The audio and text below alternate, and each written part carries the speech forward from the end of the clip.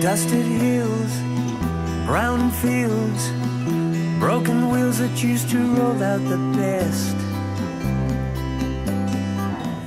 Boarded doors, closed stores and ghost towns all across the U.S. Broken dreams, abandoned terrain, silent machines of rusted remains. Helplessness and hopelessness was drifting over the plains, masquerading as the agents of change. Working mass, where is your class? Where is your will to survive? Salt of the earth, where is the work of worth that kept you alive? Your labor's lost, it's left in the cold. The human cost is uprooted souls. A slow motion holocaust with invisible hands, spread like a cancer all over the land.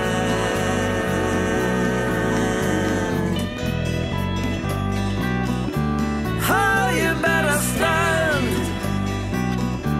Get up off your knees. Oh, you better stand. Get back on your feet.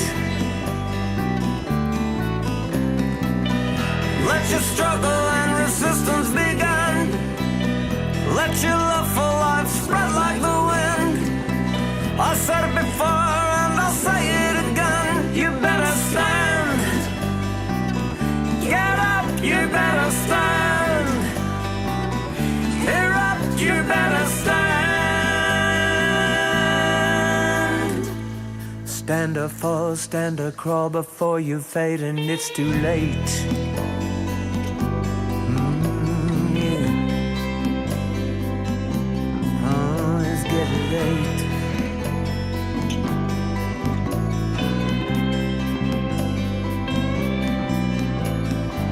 They disinvest, scrap the best, run up to some foreign land.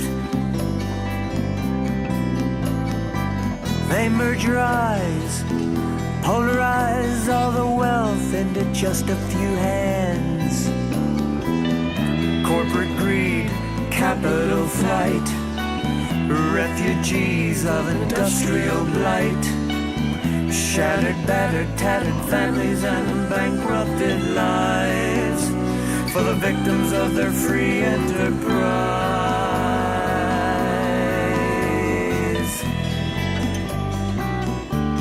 Oh, you better stand. Get up off your knees. Oh, you better stand. Get back on your feet. Let your struggle and resistance begin. Let your love for life spread like the wind. I said it before, I'll keep it saying again. You better stand. Get up, you better stand. Here up, you better stand.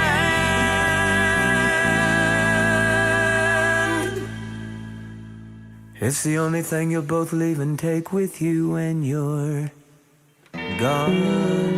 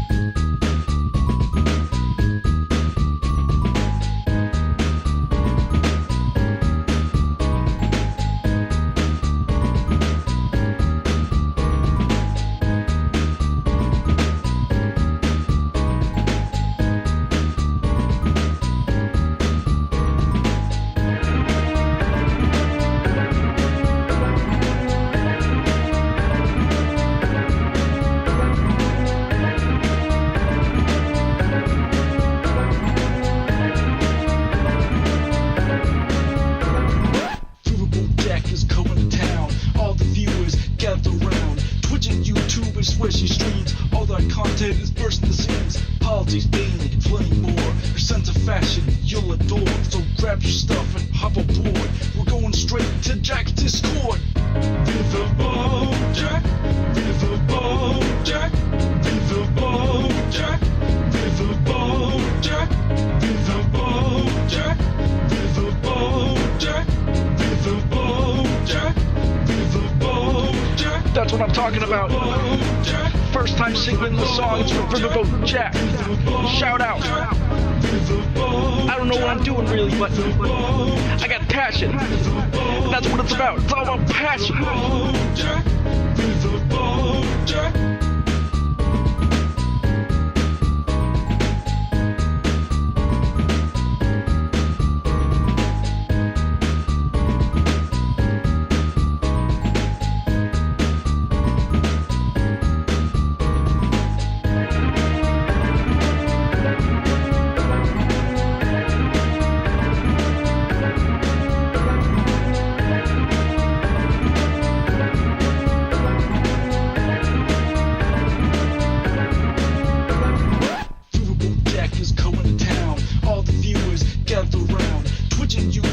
Where she streams, all that content is bursting the seams. Politics, being plenty more. Your sense of fashion you'll adore. So grab your stuff and hop aboard. We're going straight to Jack's Discord.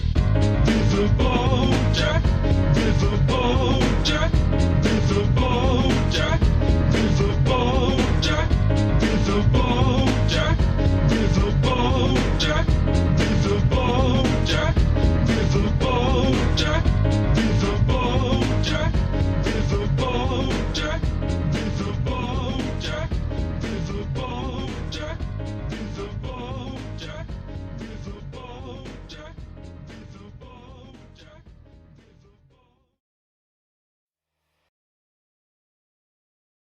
Hello, everybody. How are we all doing tonight? Hello, Erica. Hello, Phoenix. Hello, Webmage 101. Hello, I am certain. Hello, Jenny Ah. Hello, Powder Linux. Hello, Depraved Ambiance. Hello, Madmart. Hello, Cute Dark Arts. Hello, Fixer at Home. Hello, Conjure Gay Frogs. Hello, Kazooie. Hello, Big Jerry. Hello, Fluffy Demon Nia. Hello, Blueberry Bumblebees. Hello, Sweet and Sour Serena. Hello, Super Kitty. Hello, a raccoon named Spanky. Hello, Joey Staley. And congratulations on your realization or potential realization. Seems like a big deal. Hello, Liz Galahad. Hello, Latzia. Hello, everybody. Hello, Max Danger. Hello, Sage. Hello. How are we doing, Ransom Ballard? Hello, Spancom Cat. And it's okay if you can't take political news every day. That's why we got the segments put up on the YouTube. You can watch them as you feel able. Hello, Burning Sock. Hello, Lemony fucking Snicket. Hello, Yannick de Newborg. Hello, Brassman. Hello, Queenie. Hello, Nova Sky Blessed. Hello, Nova Sky Blessed. Don't do that to me. You gave me a heart attack. Give me a heart attack. Hello, Chloos. Chloos. No way you're catching this live? You're catching this live. Galactic Streamlord, thank you very much for the raid. You guys come in right at a great time. I'm just in the process of saying hello to people. Hello, Sheepish T-Rex. Hello. I know you're on an urgent breaking news today, but I was going to tell you, recently I heard Alberta is opening projects for 100 data centers. Jesus Christ, Canada. Like, I know America's a real mess right now, but, like, you don't got to give us a run for our money. You don't have to make us work for it. The bar's already so low. Hello, Insect Hooves on Lassie. Hello, Bernie Barbie. Hello, Matatiahu. Hello, Story the Bard. Hello, Good Faith Goblin. Hello, Snoogan. Hello, Cliff. Hello, Fox of Fate. Hello, Punky Gal. Hello, Dragonfly. Hello, Ellen Smith. Hello, Cliff. Hello, Samantha Mave. Hello. How we doing, everybody? How we doing? Hello, Mosquito. F2F. What of the 5,000 pronouns you want to be called? Any of the pronouns that will, make you more comfortable, I guess. We don't want to give people conniptions. Fucking pronouns! All right, Epstein here? Nah, Epstein's being taken care of right now in a cushy cell, as per Ghislaine Maxwell's agreement with Donald Trump. Hello, Diamond Power. Also, I fully expect people to be deeply weird in vertical chat today. So, it reminds me, just gonna do this. And here you go. There we go. Do that. And I think we have all of the chats now live. And I'm always watching your vids. Thank you for showing what's going on in the US. I'm in the EU and our press is useless. They lick Trump's balls. Oh god, the press in the US is not better. I'm doing my best, but like I lack the institutional power.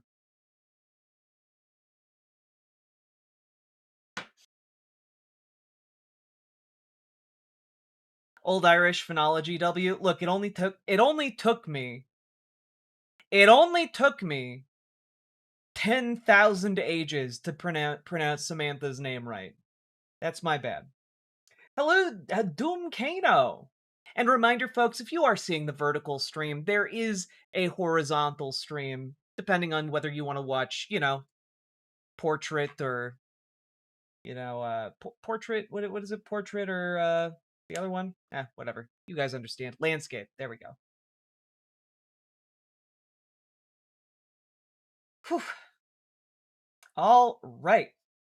Did Plattner win the primary? Yeah, by like a colossal margin. Like it's frankly just staggering. Like I know some people were like, well, maybe he won't win the primary. He absolutely dominated the primary.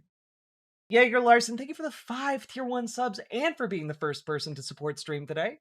Very much appreciated. And look at that. Look at that. Getting us all the way up to 224. Look at us go. Yeah, it wasn't even fucking close, guys. Wasn't he running unopposed? No.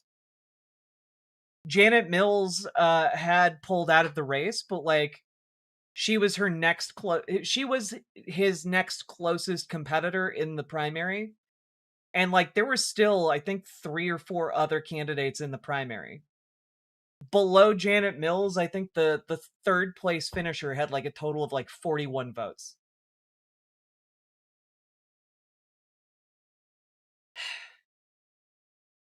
I do think that or maybe the 4th place finisher. I know folks were pushing like LaFlamme. She got 41 votes. That's who I'm thinking of. Free Iran? Hell yeah. Inshallah, brother or sister. One day, Iran will be free. And be allowed by the imperial powers that be on this planet to be a democracy that's free and fair once more. I do think I do think not tonight, but like at some point in the near future, we are gonna have to have like a candid conversation about Graham Plattner on the stream. A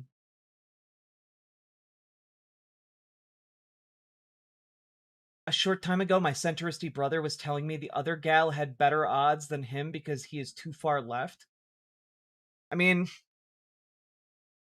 he is farther left than most people, but like, just to contextualize it, Graham Plattner is not like a super far left guy. Like, he fits squarely within like the spectrum of acceptable left-leaning candidates in America. Like the continuum of what has previously been accepted among mainstream left-wing movements in the United States. He's like right alongside like Eisenhower and FDR.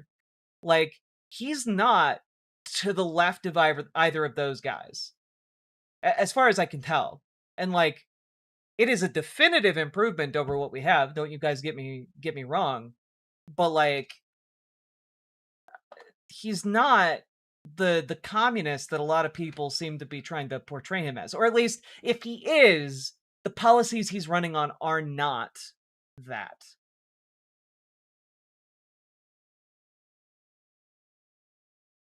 Yeah, also, Plattner has by far the best chance of beating not Janet Mills, Susan Collins, and I think that that is, deeply, deeply important.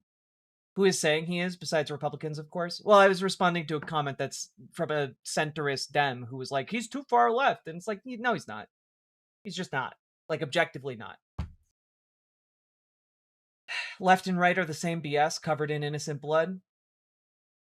I mean, politics is about the how power and violence are used. So yes, any locus of power within our political system is going to be covered in innocent blood.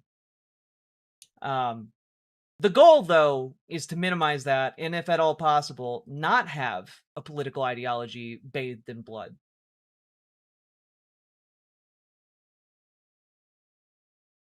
Real Hyperborean viewers enjoy vertical videos and streams more. The giants from the past make us like them more.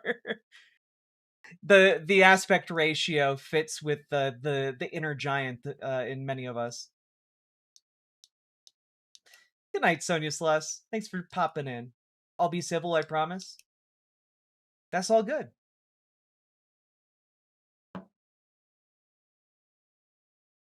He's a basic left main sock dem. Yeah, and like that is a colossal improvement over what we currently have in Susan Collins. So, I'll take it. Found out today I personally wrote 1 out of 8 amendments submitted to the Washington State Dem platform. Fuck yeah, Dragonfly. Look at you. Moving, shaking, getting shit done. Also, Ashitagaming, thank you very much for subscribing. Appreciate it. And also, Logan Hill, thank you for the gifted membership. Very much appreciated. Y'all make this show possible, and it is my honor and privilege to be able to put it together for you guys.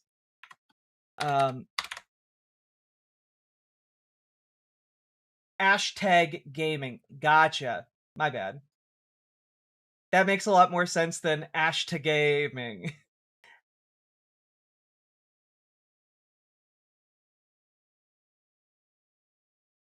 Whew.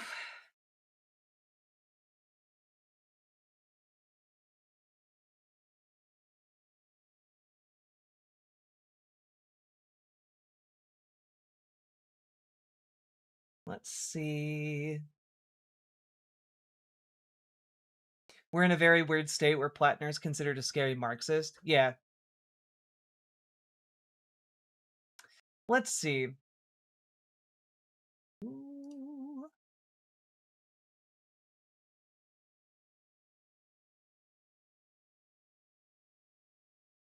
Also, folks, I went and saw the Backrooms movie today, and I'm not going to do any spoilers, but very, very, very cool. Very interesting. If you've enjoyed my coverage of like the Backrooms web series in the past, you will probably really fucking like Kane Parsons' feature film. It's very good. It's very much in line with the web series and expands quite a bit. And if you've been paying attention to like the visual uh messaging and like the sound messaging within the Backrooms, you'll get a lot out of it as well. It's very, very good. My partner and I left the theater and we talked about it for like an hour and a half straight. It was really, really fun. And I cracked the egg not due to Backrooms, but with the group I went to see it with. Hell yeah. Did you see his statement on AI in movies? I did. He's very based and cool. Have I seen the Digital Circus finale? I have not seen a single episode of the Amazing Digital Circus. I'm sorry. My friend's review is this guy fucking loves Gary's mod. I also, I don't think this is a spoiler, but after watching that, I am 99% convinced that the oldest view is also part of the Backrooms. So, I don't exactly know how they are connected, but like a lot of the visuals carry over And not only that, once it's been out for a while, I would love to talk about it a lot more.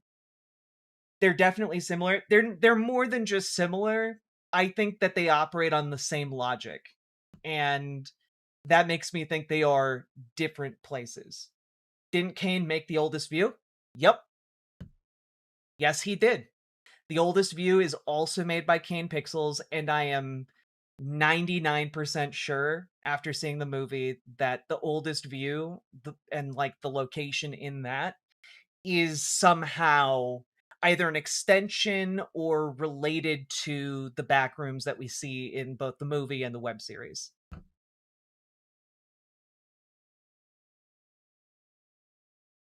Vertical chat does feel like Thunderdome, doesn't it? Yup.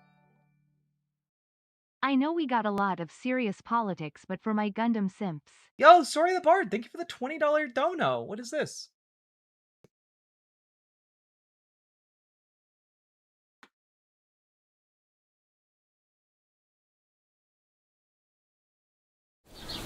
On Earth, mankind measured time by seasons, not sirens. For a moment, the future felt promising.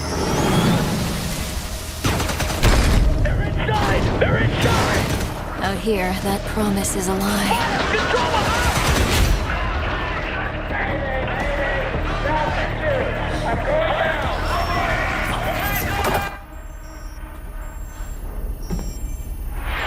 Get in the robot, Shinji!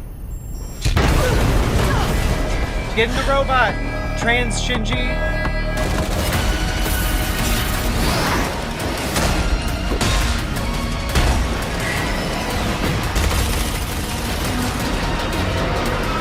Every breath taken is inside an armored shell.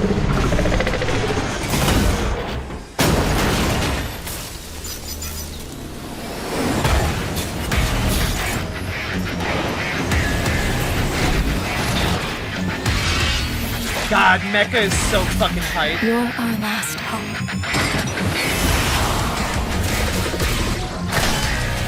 The darkness coming for us.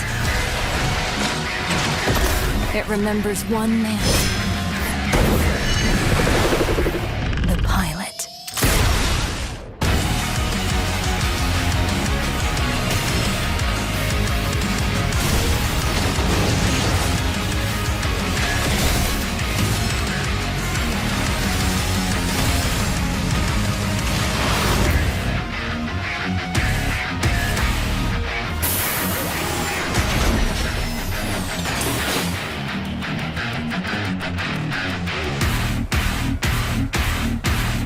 Find me.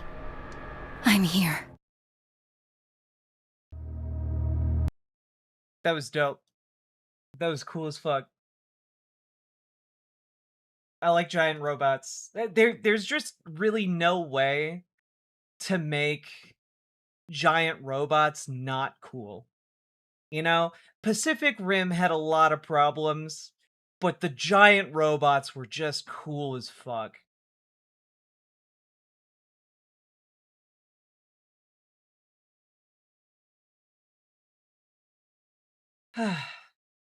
Also, Uncle Simric, thanks for holding down Vert Chat. How do you feel about Final Fantasy Revelations? I don't know, because I don't know what that is. I'm sure in like 2 weeks I'll catch up with some of the cool trailers. But I did not do that today. I went out and touched grass. Also, pro tip everybody, I don't know what happened, but Alamo Drafthouse sucks ass now. Like I don't really know. I don't know if like they got bought by like venture capital. I don't know what happened. But like they moved to QR code ordering, which makes no sense to me since their entire thing is don't use your phone or talk during movies. But now in order to order food at Alamo Drafthouse, you have to open up your fucking phone. And also in order to like get anything, like talk to a manager or anything, you have to open up your phone, and the food, which has always been overpriced, but at least in the past you could order food and it would be like actual food. Like you could have like an actual meal while eating there. And it wouldn't just be like concession food, it'd be like a hamburger or something, right? And like now it's genuinely highway robbery and the food sucks. Like the food sucks. My partner and I, we ordered nachos and queso, or tortilla chips and queso, and we ordered popcorn, and the popcorn came fucking ice cold. How do you fuck up popcorn at a movie theater, guys? Like how do you do that? It's like the basic entry level thing you need for a movie theater. It was ice cold, which meant that the butter was just wet. It was wet, cold popcorn that tasted like it had been out for like 2 days. And that popcorn was ridiculous. Like, it was ridiculously expensive. I almost ordered a drink because I didn't look at their prices. Does anyone want to guess how much a Diet Coke costs there?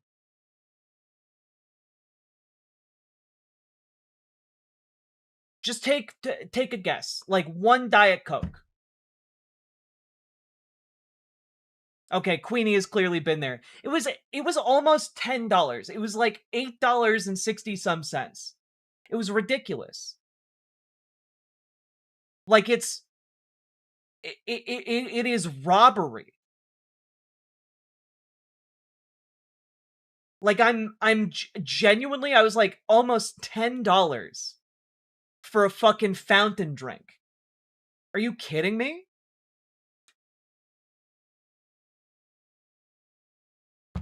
Jesus Christ.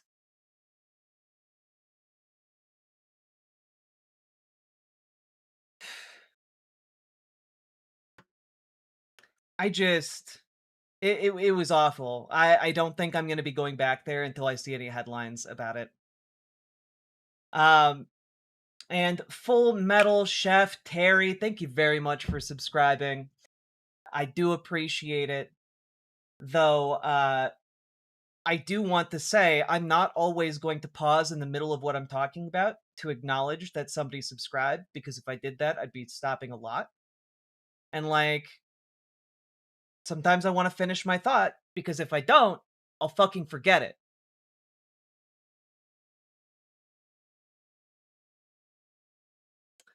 Um, let's see here. $10, fuck off, right?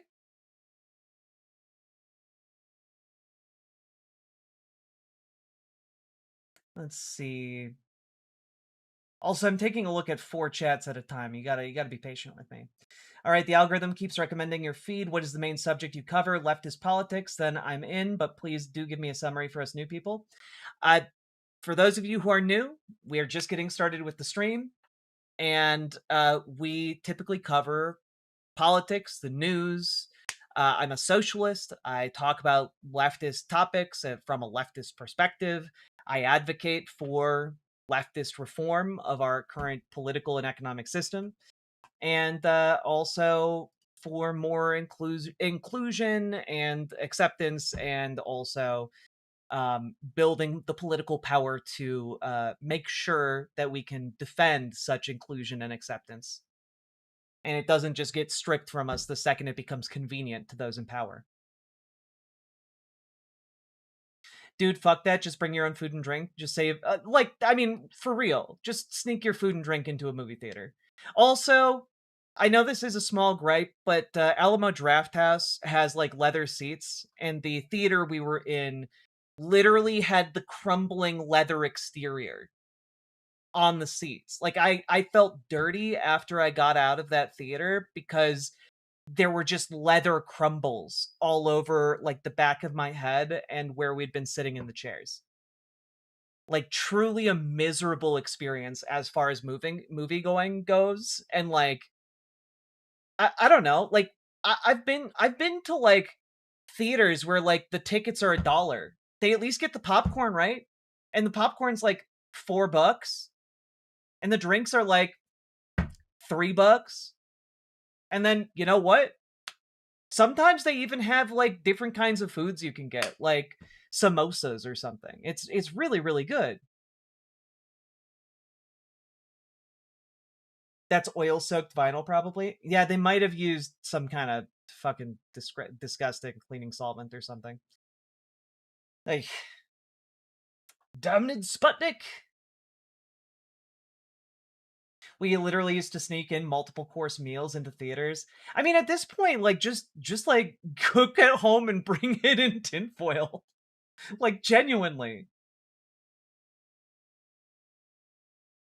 Like, everything about these changes to Alamo Drafthouse have been just catastrophic. But that's been my day in a nutshell, and then I went and had margaritas outside, um, and it was delightful.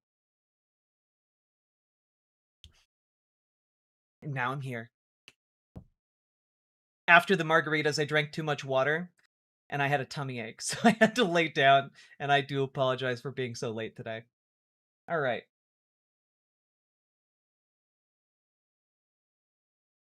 Someone recently, I forget where, was talking about sneaking a whole seafood boil in. Honestly, that deserves to happen to Alamo Drafthouse. Am I gonna see Scary Movie 6? Nah. What's this theater spaghetti policy?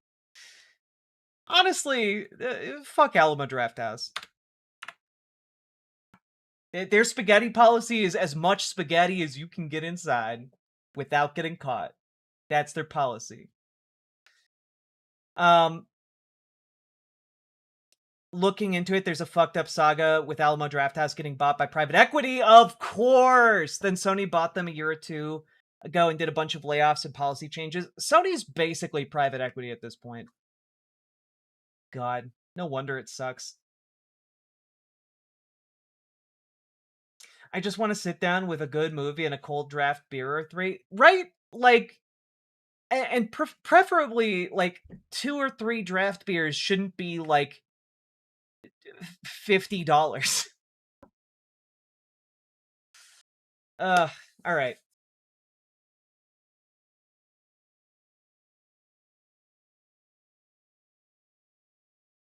Hard-boiled eggs is great for a movie? Absolutely. All right.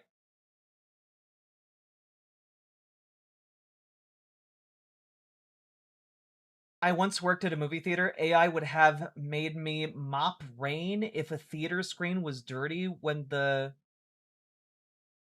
showing started. What? Oh, because if you saw AI on the screen, you'd feel like it was a dirty screen. Makes sense.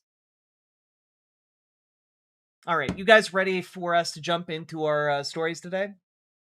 I'm gonna try to be more succinct than usual. Get through some more content today because it is currently where I am 2 o'clock in the morning, and I would like to sleep.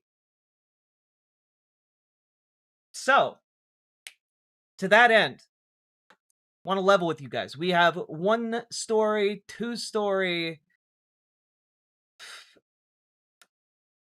3 story, and you know what? Maybe 4 or 5 stories. I'm gonna boot this one to tomorrow. There we go. Also, keep in mind, folks, I will be on the Transatlantic Call-In show on Thursday, starting at I think 2 p.m. Central Time. So if you guys want to call in and debate me on trans issues, that's right. I see the posters in vertical chat. You can do so over on the line. I will be streaming live, I think, with Luxander this week, but I haven't. I would have to double check. It's gonna be a good show. Do call in, you silly little billies, with your brilliant arguments against trans folks. It is Lux? Hell yeah.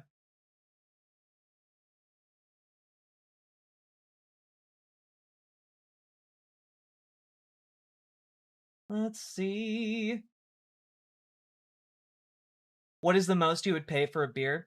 To be honest with you, I'm not huge on beer, but probably like at most, like is it coming in a bottle?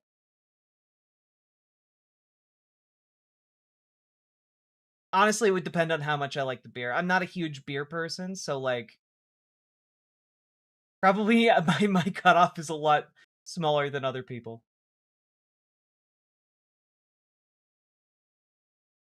You're not a cis woman? It's true, I'm not. Let's see here. Ain't no sleep for the wicked. Off topic, but I love having little crafts in the background while I listen to Jack. It keeps me calm. Hell yeah, all powerful Kagan. Hope you're having a good time. All right.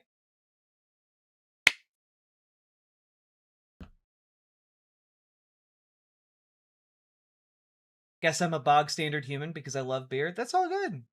Some beers are really good, you know? Uh, but I like it for me it very much depends. I did not start drinking alcohol until I was like 26. And I gotta be honest with you. I want my alcohol to taste good and not to taste like a punishment. Unless it tastes like an actual punishment, like whiskey, in which case, hurt me more, daddy.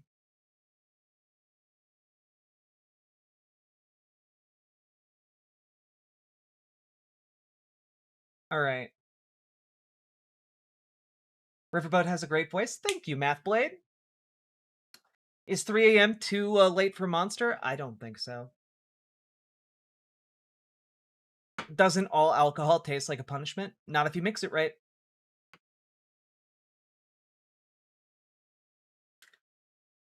All right. Has anyone called Takis to try to be more progressive than the hosts? I mean, maybe, but the people who call in generally either want advice or they want to debate trans issues. And usually they're not debating from the left. It's theoretically possible, of course, but like I haven't experienced it.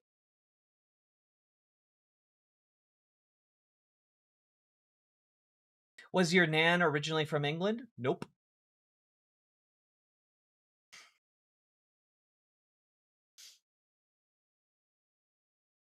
Whew.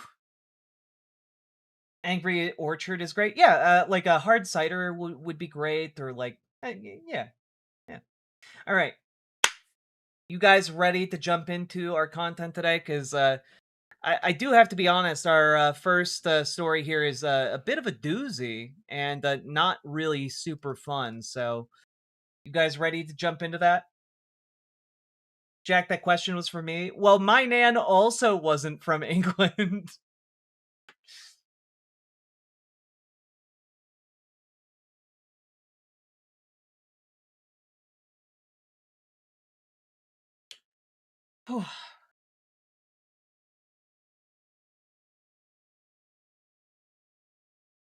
All right, I'm just jumping in.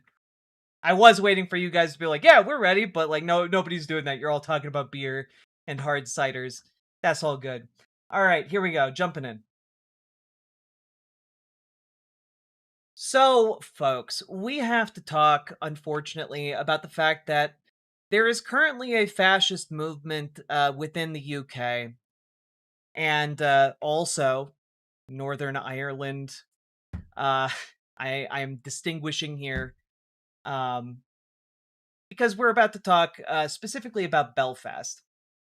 But the politics of Northern Ireland in particular get real messy, real fast. But a lot of what's happening there right now is deriving directly from um, the failure of Keir Starmer's Labour and the ascendancy of Reform. And it is quite bad. Now, all of it stems from this incident. And I'm not, for obvious reasons, going to show you guys the video. But basically, this man was stopped from attempting, apparently, to allegedly trying to behead a man with a kitchen knife. And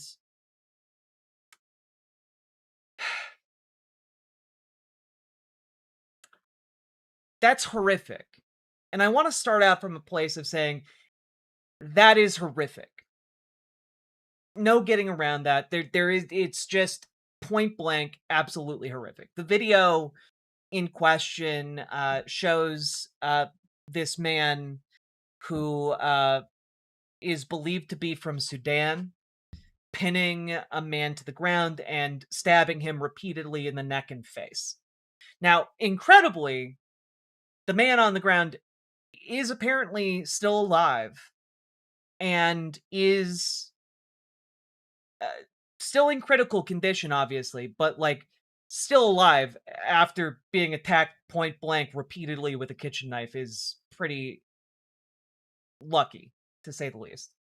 And also lucky was the fact that there were people around filming and who then intervened to keep this man at bay, and that intervention probably saved this person's life, the victim's life. Now, what is happening in the UK right now and Northern Ireland is all kind of coming in response to this, but it's an entirely predictable set of responses from the major actors. And we have to talk about it because you're going to be waking up tomorrow, if you're in the United States, to headlines like this. This is from NPR, and it's being pushed out by the Associated Press. UK leaders call for calm as protests break out after Belfast street stabbing. Now, that might be an acceptable headline if what was happening in Belfast was people organizing, going out into the streets, protesting for police reform, etc., etc., etc.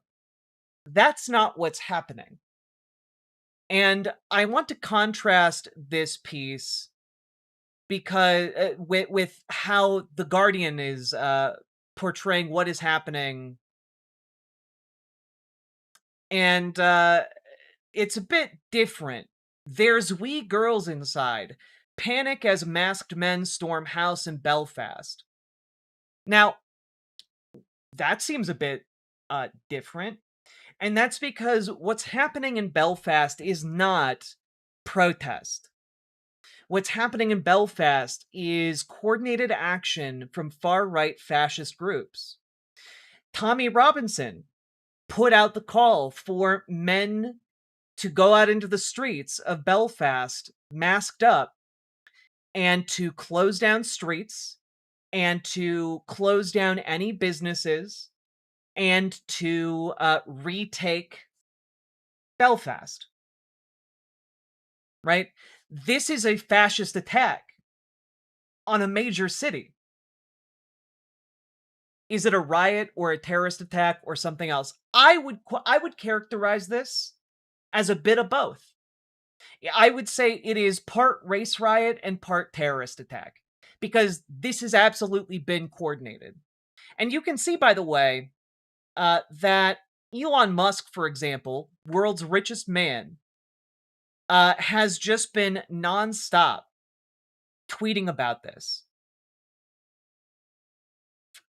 They call for calm in the face of horror. This is inhuman and manipulative. The proportionate and natural response to a horrific incident is disgust, fear, and anger. They want to downplay the horror to dodge their own political responsibility for it. And here he is amplifying Tommy Robinson's call for mass protest, which I want you to be very clear on this. Tommy Robinson is a fascist white supremacist. When someone like that calls for mass protest with no apparent aim in particular other than hating immigrants, that's not a protest. Calling for a mass ethnic cleansing of a country isn't normal political protest speech. Tommy Robinson is a hateful bigot. Of course, by a 2020. Jesus. And I know that because guess what? Elon Musk loves Tommy Robinson.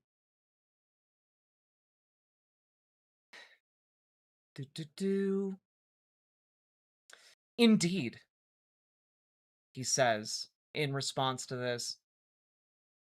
Just endless atrocities in Britain right now. And it's just, I gotta be honest with you guys. This is some Hitlerite shit. The whole of United Kingdom is hitting the streets tonight at 7 p.m. following yet another invader attack on our people.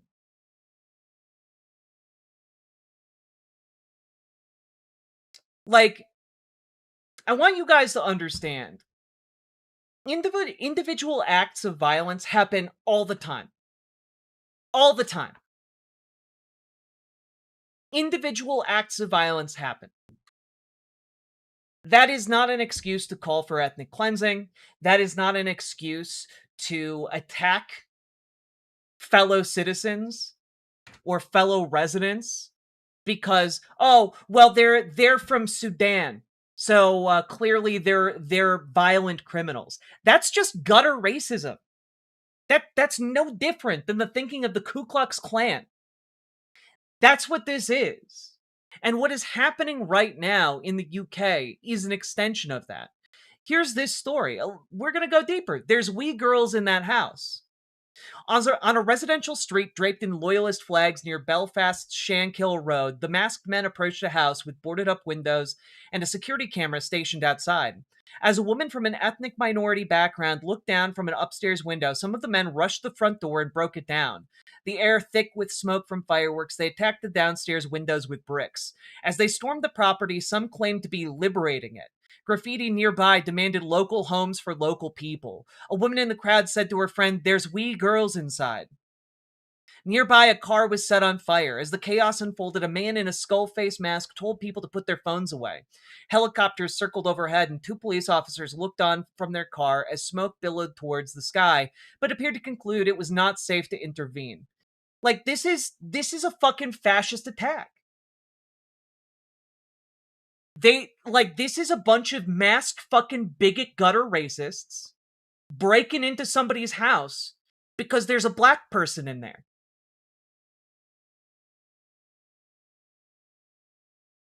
That's it.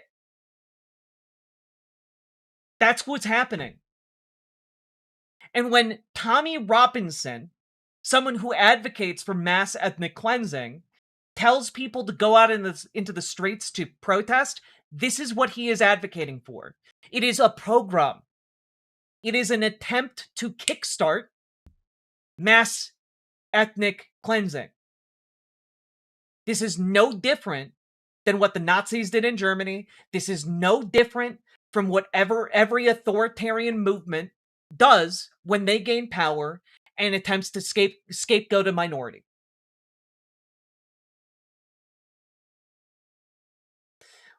Australians and Germans ain't raping our children and stabbing innocent citizens. I bet for a fact there are cases in the UK right now of Germans and Austrians doing exactly that. I bet there are cases about it that you just didn't hear about and didn't care about because black people weren't doing it. And when a black person does it, suddenly becomes one black person did a crime?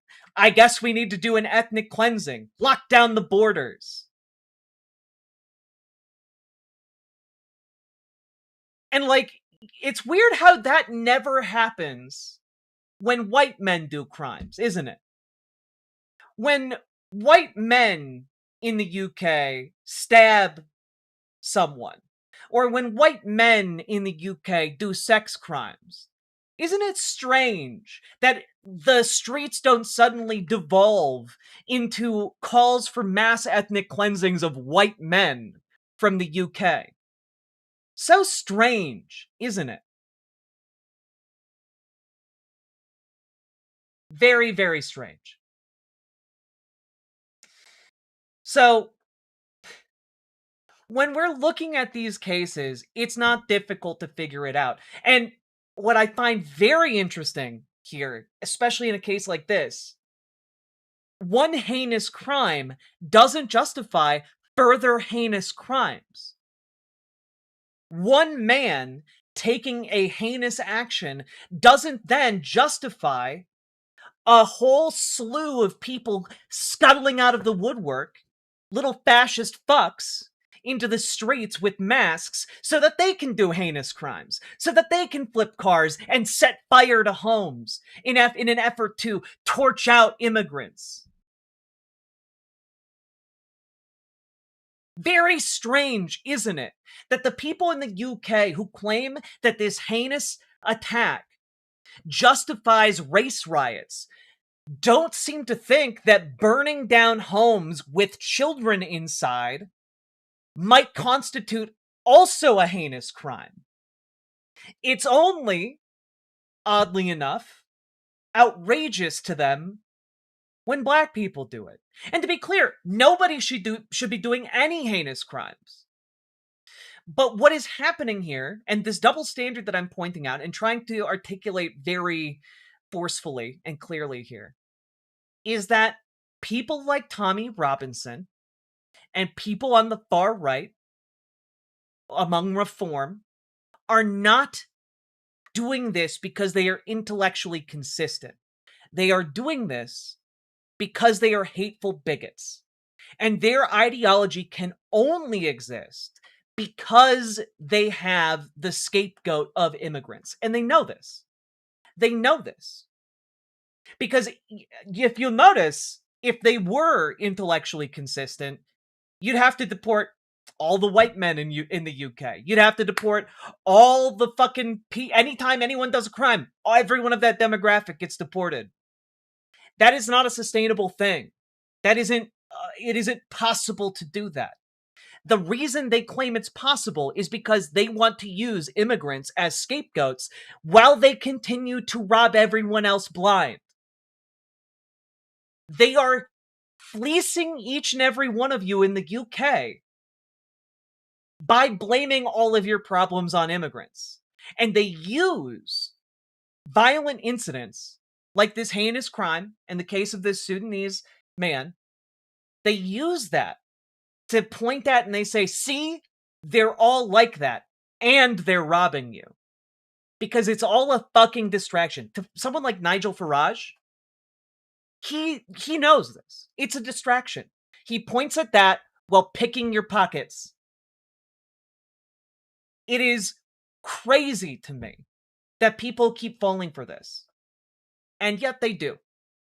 And yet they do. You know, people in the UK will look at this case and be like, well, that Sudanese man is terrible and awful, and we should deport all the people from Sudan. And completely ignore the violent race riot instigated by fascists in Belfast, designed to instill fear, designed to foment unrest, and designed to act as a catalyst for politicians to become more conservative, to empower the fascist movement in the UK. And what happens here is that every single conservative looks at this and goes, yes, of course, we should deport all the Sudanese people. But they completely ignore the other things that happen as a result. They're like, well, yes, the Sudanese man was clearly in the wrong, and thus it justifies going around flipping cars, lighting them on fire, blocking streets, terrorizing people in their homes, destroying homes, and also threatening local businesses. Which I do want to point out, that is exactly what fascists claim immigrants do. When the fascists point fingers at immigrants and call them violent and call them like the instigators behind every wrong in the country, it is quite often to project blame onto immigrants for the things the fascists themselves do.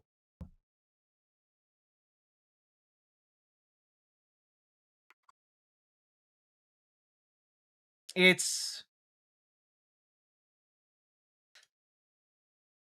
Like, I don't know, guys. Like, yeah, the people who went here and, like, overturned this car and, destroyed it. Yeah, they really care. They really care about the integrity of their communities. They really care about the people of Northern Ireland. They really care about the people of Belfast.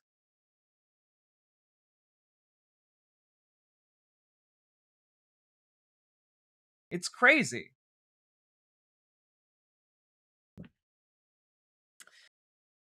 Members of Belfast's Sudanese community left work early and many aren't venturing out of their homes. And oh, hey, let's take a look at this. In a unionist area of East Belfast, masked men set bins alight and pushed them into a bus on the Newtown Ards Road, prompting bus services to be suspended until further notice. Some wore balaclavas and waved flares. Several explosions were heard in the space of a few minutes. Several hundred people lingered to view the burnt glider bus, and at least 3 homes had been torched. It was a Romani family in that one, said one woman, indicating a gutted terrace house that still smoldered. Families with young children mingled with men wearing masks and young couples. Some exuded a carnival atmosphere, posing for pictures and drinking beer. One man hoisted up his son, aged around 7, for a better view of another destroyed house. "Get a look at that," he said. "Wow," the boy replied.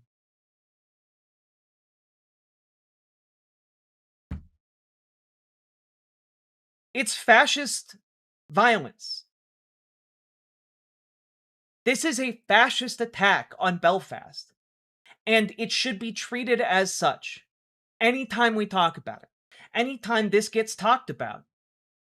These masked fascists went around and burned people's houses down on the basis of their ethnicity.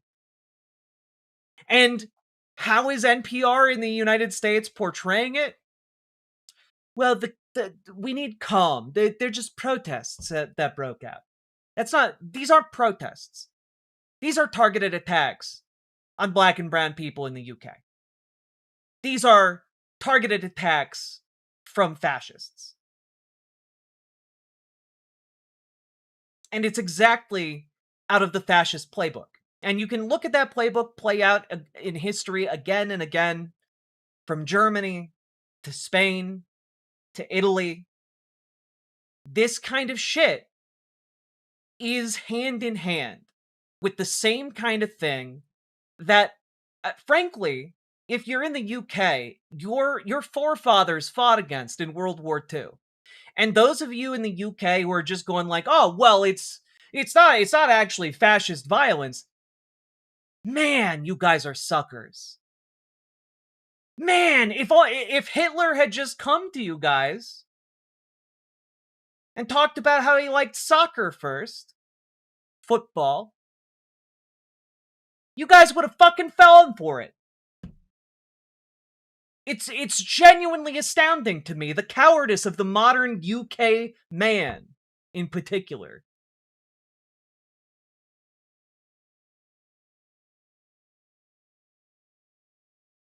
Fucking cowards who would have surrendered on the first day of the Blitz. Jesus. Define fascism as Umberto Eco defined it. I have an entire video going over his essay, Fascism. It's pitiful, it is weak, and honestly, to be very clear, fascism is the ideology of cowards. It is the ideology of people who cannot contend with reality and seek to project their insecurities onto the world. Instead of trying to do better, they seek to blame others.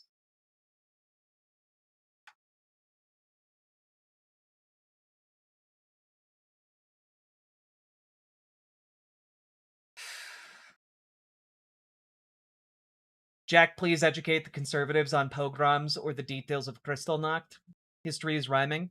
I mean, to be completely honest, anyone who knows anything about the Holocaust and the rise of fascism in Nazi Germany should understand that a huge component of what Hitler talked about during his rise to power was that Germany had been betrayed domestically by Jewish people, and that Jews had come into the country in an oncoming invasion. And then he portrayed other nations where their residents had moved to Germany as invaders. He talked about this constantly, all the fucking time. And I guess it just took Nigel Farage and Reform talking about it constantly, along with Tommy Robinson, as an outsider. That's all it took to convince conservatives in the UK. It's crazy. It's crazy.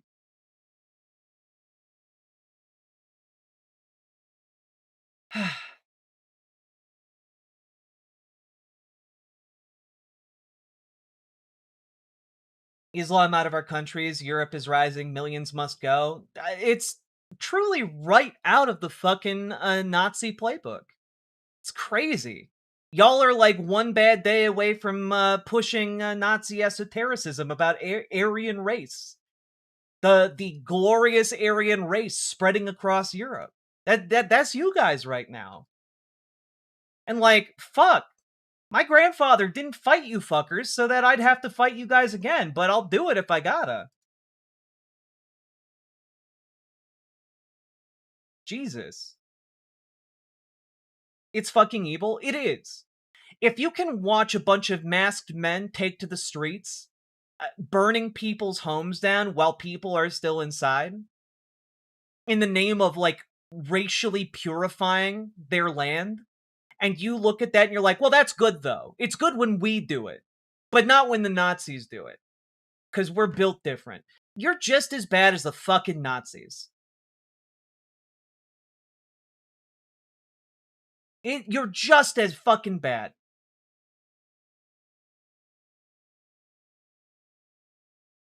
Scary that you can't walk outside getting stabbed. The majority of stabbings in the UK are done by white men. Like, Jesus.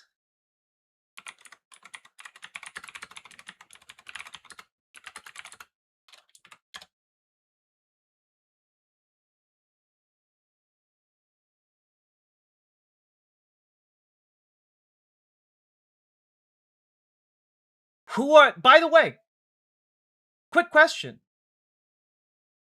What group of people in the UK is most likely to be stabbed?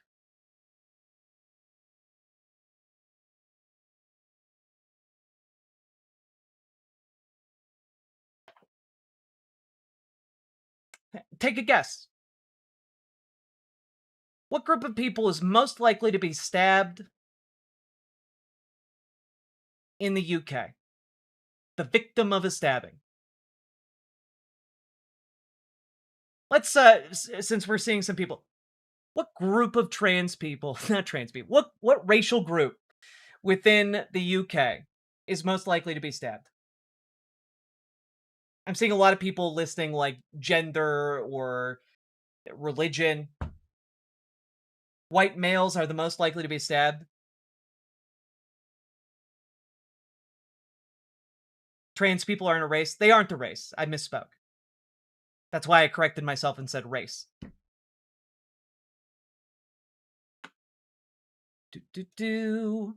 Let's take a look here.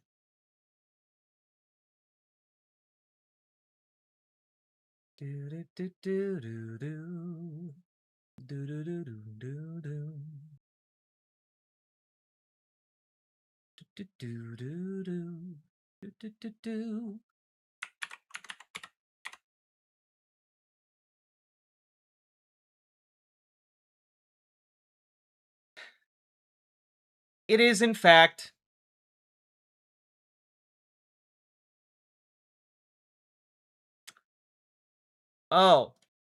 Black and African individuals. Black and African individuals are the most likely demographic to be stabbed in the UK. Now, to be fair, white, European, and British make up a pretty decent chunk of that as well. but not, in fact, what a lot of people in the UK assume.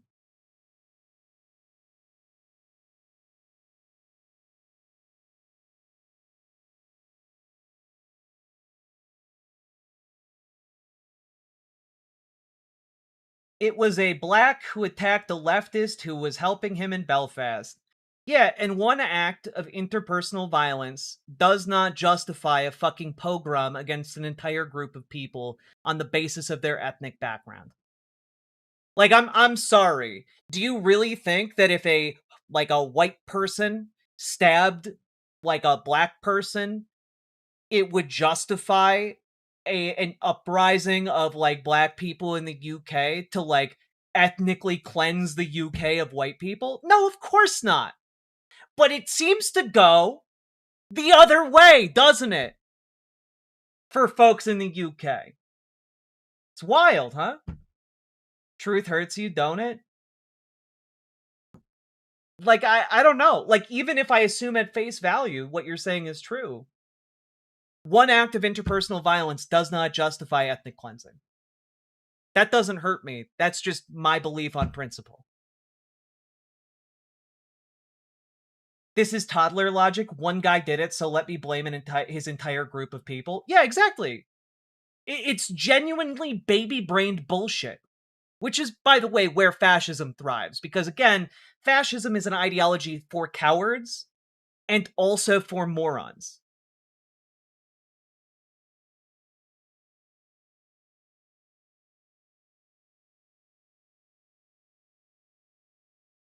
It's the religion, let's not pretend. There is nothing inherent to Islam or let me put it this way. There's nothing inherent to Islam that that creates violence. And if you are going to make arguments about, religion makes you more prone to violence in this way or that way, man, folks need to look in a fucking mirror about Christianity. There's literally an entire part of the Bible about God commanding genocide. But it's okay because it's God. Like, I don't know, if you are one of those people pointing fingers, maybe you should take a page out of Jesus's book and let others without sin cast the first stone. Nothing in Islam that promotes violence. Fuck, man, if you want to play that game, we can. I grew up in fundamentalist Christianity. I know that book backwards and forwards, and I can tell you, if you're coming here to say, well, Islam is just inherently violent because of their religious ideology and what's in there, like, have you ever looked at the Quran? There's violent parts in there. Man, you never opened the Bible, have you? You never opened the Bible, have you, son?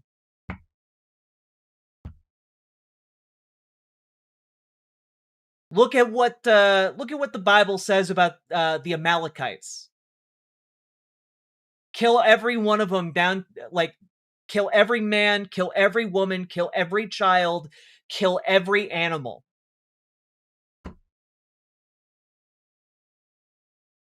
Look what it says about the entirety of humanity. Worth wiping out. God just does it.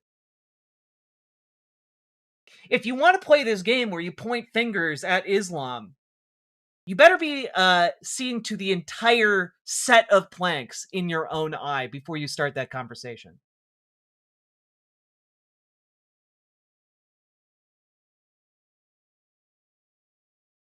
That's a blatant lie because you never read it then? It's not a lie.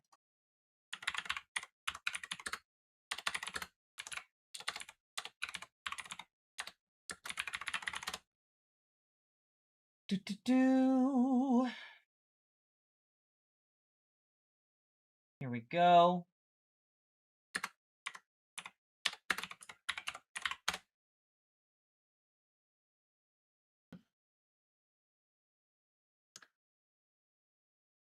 Let me pull this up here.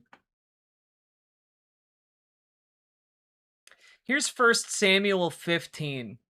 Samuel said to Saul, I am the Lord, sent to anoint you king over his people, Israel. So listen now to the message from the Lord. This is what the Lord Almighty says. I will punish the Amalekites for what they did to Israel when they waylaid them as they came up from Egypt. Now go, attack the Amalekites and totally destroy all that belongs to them. Do not spare them. Put to death men and women, children and infants, cattle and sheep, camels and donkeys.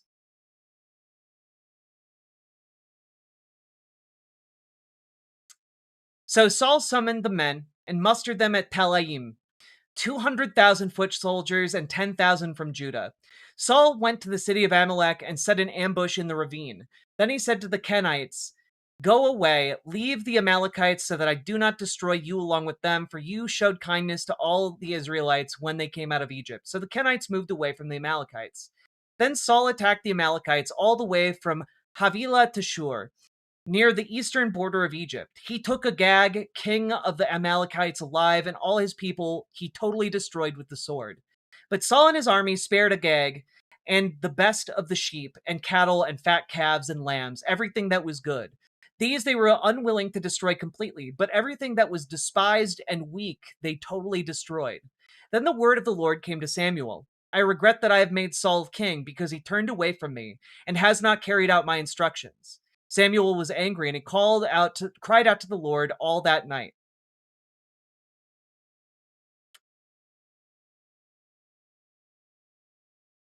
That is God quite literally commanding the genocide. And the Bible fucking describes it.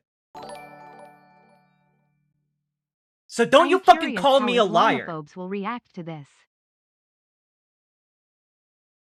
Like, don't you fucking call me a liar when I talk about what's in the Bible. I know it better than you.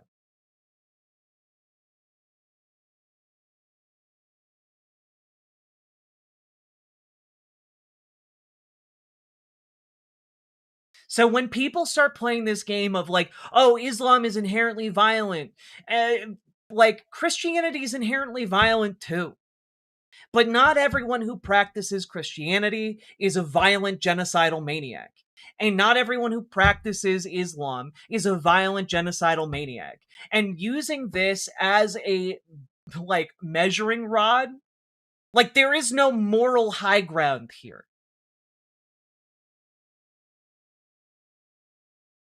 So when people start saying, well, we need to purge Muslims from the UK because they're inherently violent, think about how inherently violent it is to do an ethnic cleansing.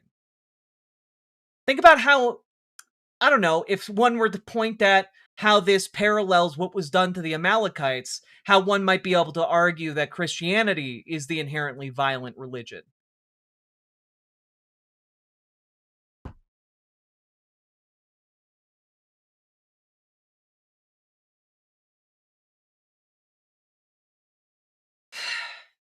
Exhausting.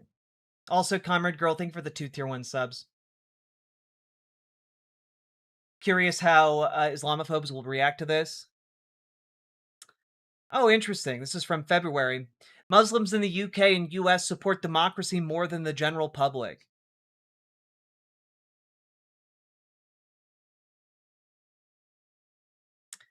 Favorability in the UK/US.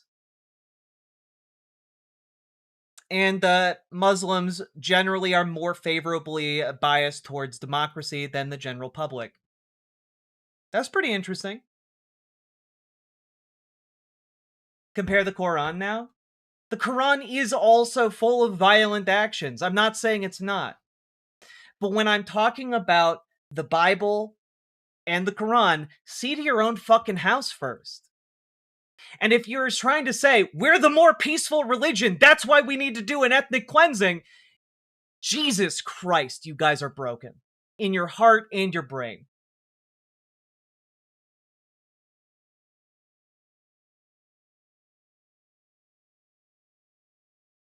Good God. I just want these fuckers to realize they're playing off Hitler's playbook. It'd be really nice if any of them could open their eyes and ears and look at history and learn a single goddamn thing from it. But fascists are inherently anti-intellectual, right? To to be curious enough to fact check where they got their ideology from would be to possess a quality that would preclude them from becoming fascists in the first place.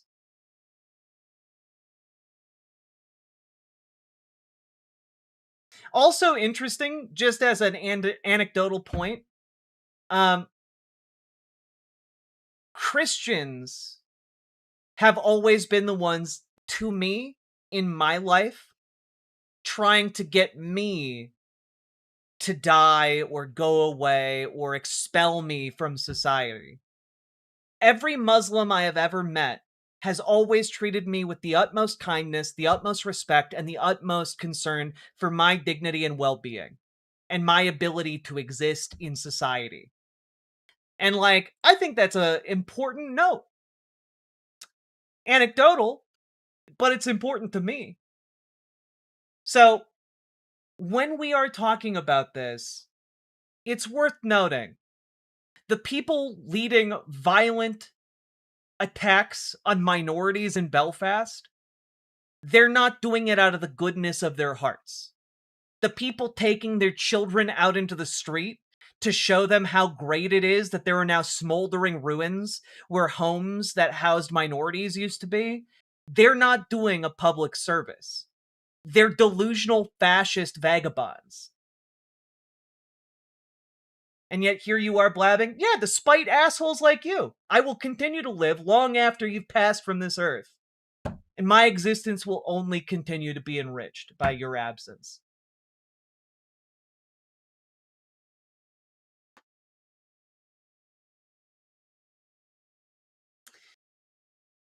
If someone says you're doing Nazi shit, you should look and see if you're doing Nazi shit. Exactly. But this is why, and I've talked about this a lot. I talked about it a lot yesterday on yesterday's show, but I guess we're talking about it again. One of the core components, you know what? Let's actually bring it up. So Umberto Eco, for those of you who don't know, grew up under fascism in Italy, under Mussolini, right? And after the fact, he attempted to put together an argument, or not an argument, a useful definition about what exactly is fascism. What is it? Because it seems to be relatively slippery, right? Like, not the fascism of Nazi Germany was different from the fascism of Mussolini's Italy, and that was different from the fascism of Franco's Spain. So what is the commonality that linked them all together, right? And he wrote this essay, again, relatively short. I've read through it on stream in the past and talked about it quite a bit. But in Fascism, Umberto Eco comes down to a handful of different points, 14 points, in fact. And one of those core components is anti-intellectualism, right? And let's take a look here.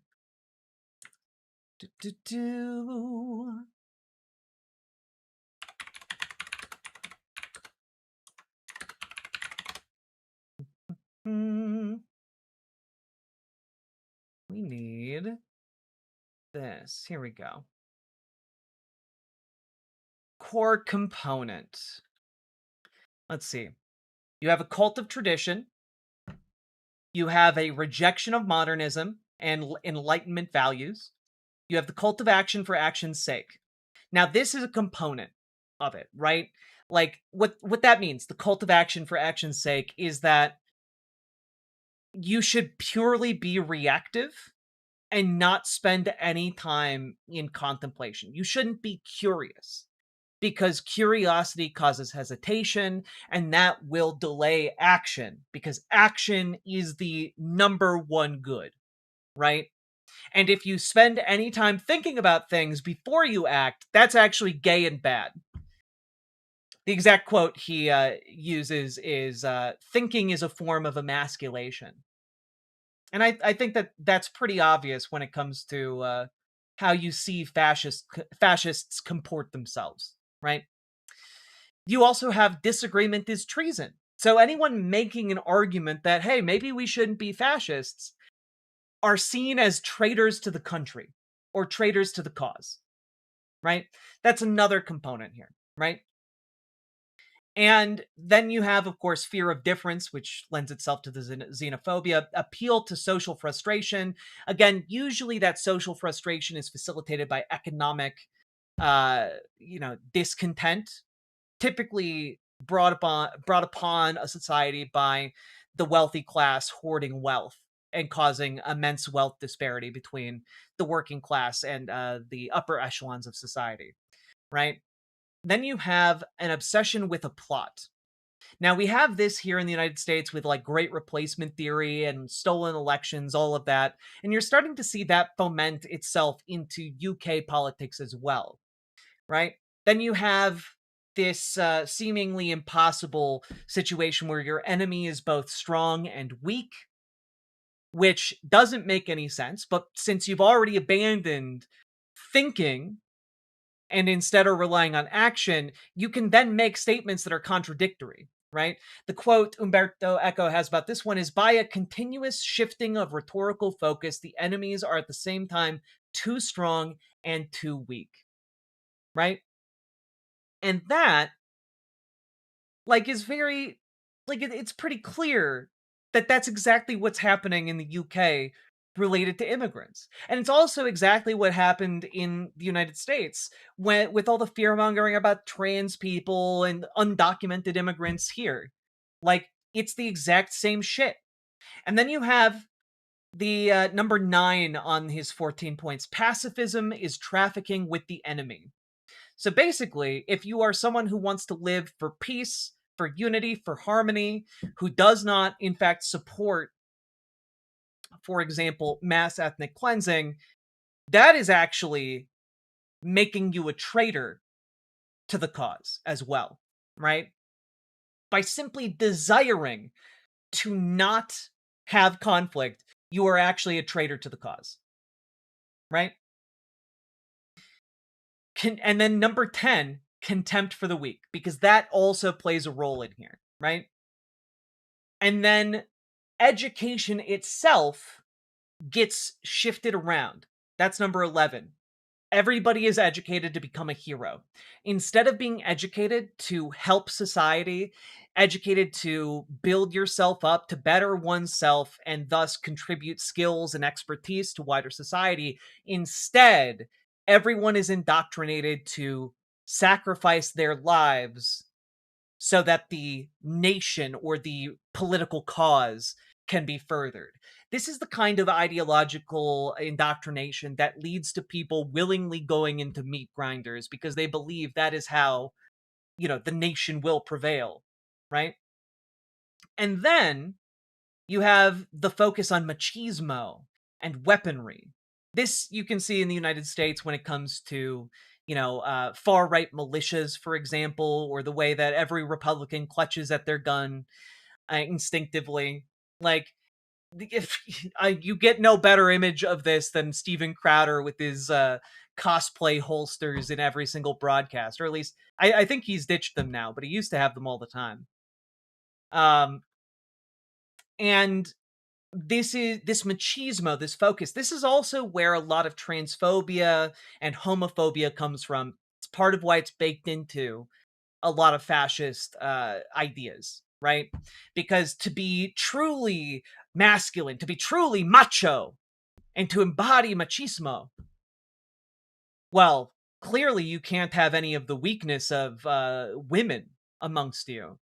And so you must hate women. And so you must also hate men who act in a feminine way. And like you see this like trickle down, right, through what we're experiencing right now in modern society. Then you have selective populism, what Umberto Eco calls selective populism.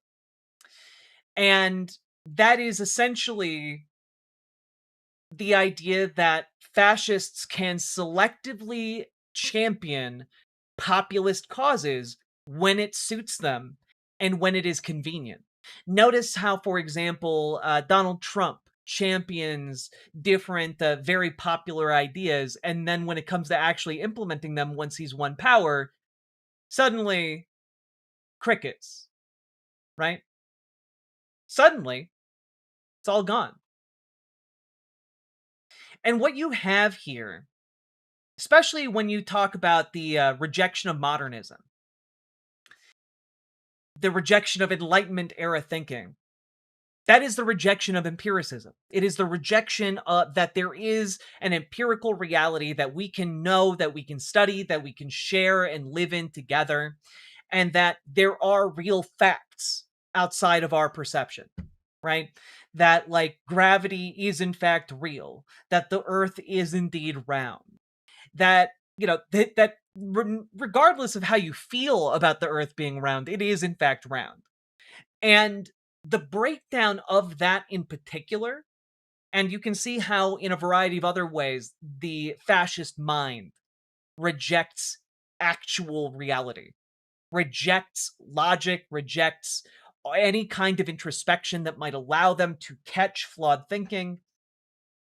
Well, it's exactly how you get to what is happening in this burgeoning fascist moment in the UK. It's how you get to a situation where there are masked fascists roaming the streets who have shut down traffic and who are burning down homes because black and brown people live in them. And they think that by burning down those homes, that somehow betters their community as it lies smoldering behind them. It's weakness and cowardice is what it is. It's not understanding something and seeking to destroy it.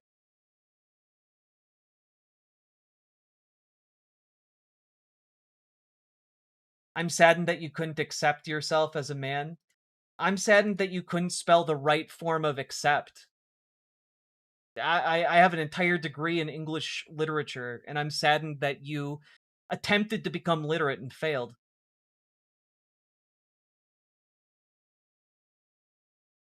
You know?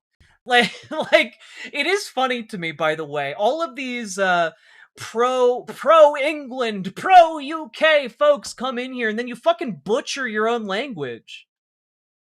God damn, you guys don't even care enough about your national pride to, like, bother being literate. It's crazy to me, guys. Also, Anime Sidekick Gal, thank you for the 10 gifted memberships. I very, very much appreciate it. God. Dudes spouting transphobia can't even spell or know basic biology. It's true. None of these people understand the world. None of them care to understand it.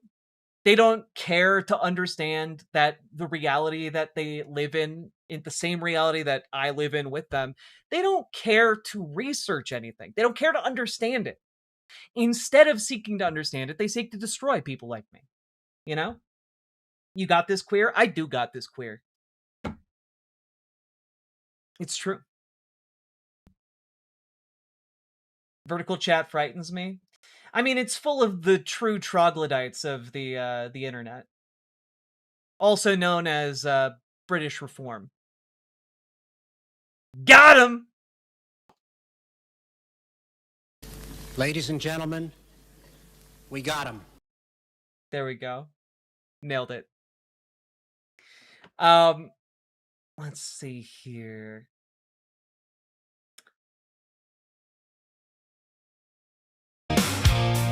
Oh god.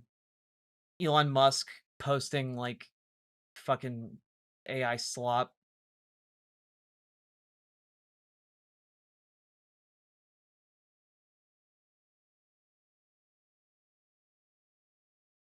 Here we are. Here's Elon Musk. Again, world's richest man, pushing conspiracy theory slop, pushing fucking ethnic cleansing ideology here. The arrested Sudanese man was as an asylum seeker. He entered Britain in February of 2023, immediately claiming asylum, according to the police, who was the immigration minister at the time. And then when the man was granted leave to remain in our country, Reform's Robert Jennick Jenrick, rather. Who was Home Secretary? Reform Swella Braverman.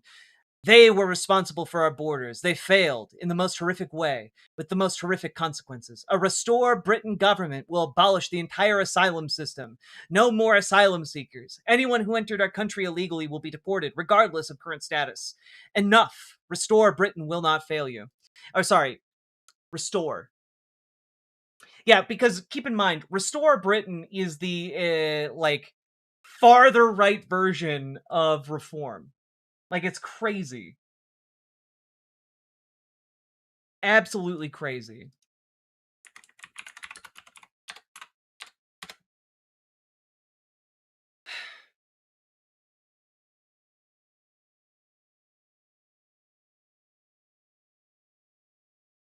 You want to celebrate Pride, you should get a single day, not a month. You do know Pride Month is so that cities and towns can schedule one day where they have their celebrations, right? Like it's a window of time during which a Pride event can be scheduled. It's like a set of guidelines. Kind of like how Halloween has like a month and a half of like people doing Halloween shit, but only one actual day that we all agree on. It's not difficult to wrap your head around this. Like, you guys literally think that like gay people are out partying 24/7 during Pride Month, and that's literally not what we do. We got to go to work. Like we gotta take shits and stuff. Like, goodness.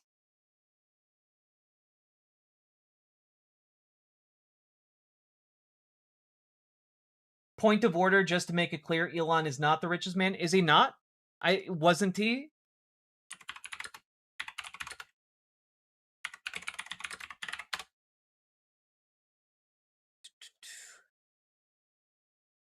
No, he is absolutely the world's richest man right now.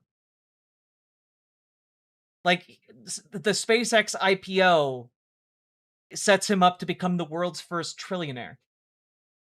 The reason I bring up Elon Musk is to make sure you guys understand that all of these world-spanning far-right movements, whether they're in the United States or in the UK, get funded and pushed by the same fucking people.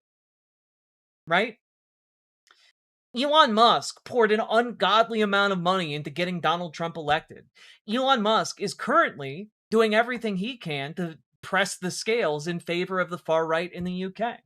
Like, he's been doing this all across Europe because he has enough money to do so. And, like, fascists love him because fascists love to kowtow to power. And, like, he's got a lot of power. Like, that's why I bring up fascists and Elon Musk in the same breath. He literally got up in front of the entirety of the United States and gave multiple Nazi salutes. Not far right? You're absolutely far right. What is a feeling? Ba-ba. High on believing. Ba-ba-da-ba. You're in love with me. Hooked on a feeling. Do do do do do. Do do do do do do do do do. Do do do do do. There we go. We're back, baby. Worth noting that there is, in fact, a thunderstorm happening right now, so if I suddenly go offline, I do apologize. Let me refresh here. Whew. Had a little bit of a kerfuffle. There we go. We're back. We're back. We had a cleansing of the vertical chat at the very least. We're so back. We are so back. All right. Back, and it's the right stream. That's because I took precautions beforehand so that I wouldn't get them mixed up if that happened. Now, folks, I guess we'll just conclude the segment there because God, I can't continue to talk about this case of just like the UK going insane and a whole slew of British people in my comments arguing that no, it's actually purely logical and good to commit ethnic cleansings. And in fact, everyone should do it. It's angering what's happening, to say the least, right?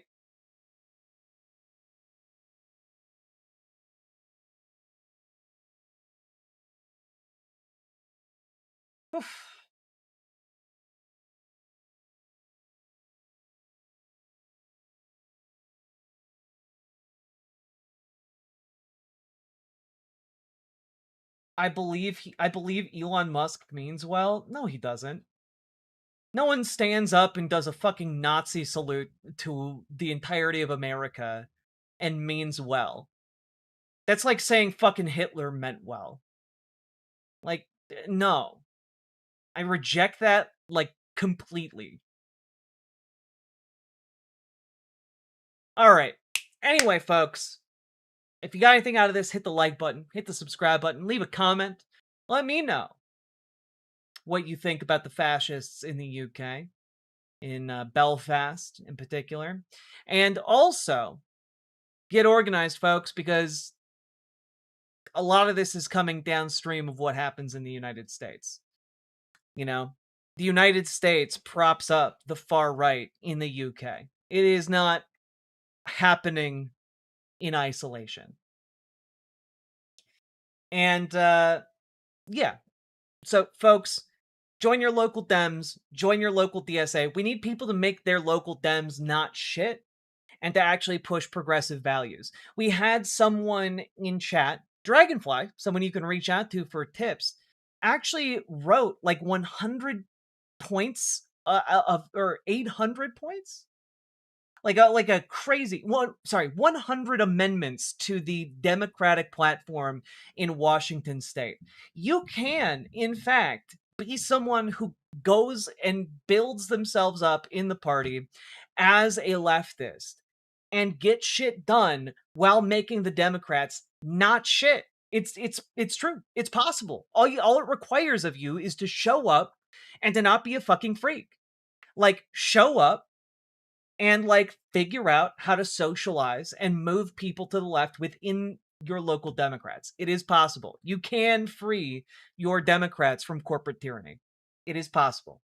So, all of that being said, join your local Dems, join your local DSA. If you need help joining your DSA, reach out to Gamergy over on the Discord, and she will help you get situated with DSA and also help you figure out how to navigate DSA so you can, make your organizing apparatus locally even better.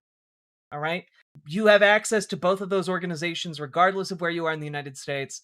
And if you are also looking for any other ways you can get involved in directly in campaigns, you can join Progressive Victory. There's a link down below for you to do that.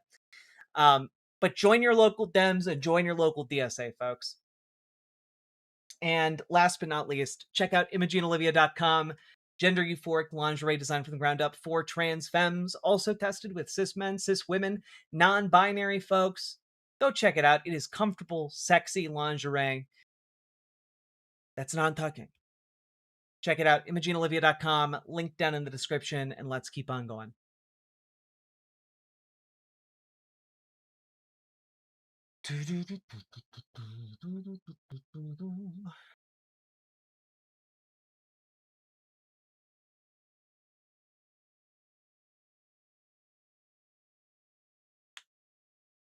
You already lost? Impossible to lose when you always get back up again. You know who knew that lesson? Rocky. He went the distance, baby.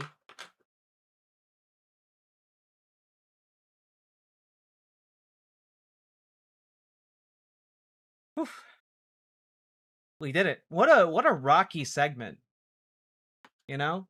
Speaking of. All right.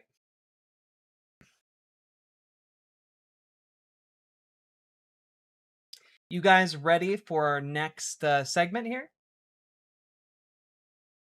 Not only the UK, live in Norway, and the political situation here is better for now than the UK and the US, but that's only because financial distress isn't as bad as you guys have it. It's very much rising. Yeah, like the move to privatize things is not limited to the UK. Like it's happening across Norway, Sweden. Like it is hitting everywhere. This push to privatize, and it doesn't have to be that way.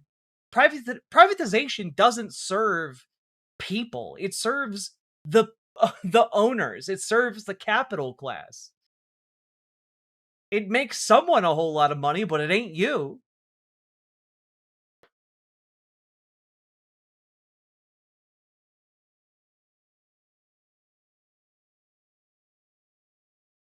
Hey, hey.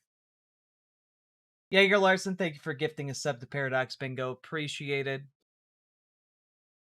And let me turn this on. There we go.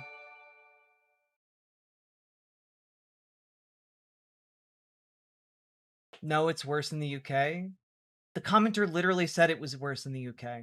Come on, pay attention. Keep up.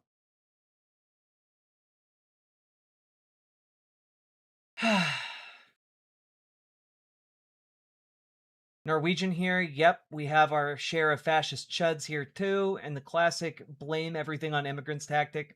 It's the one they keep turning to.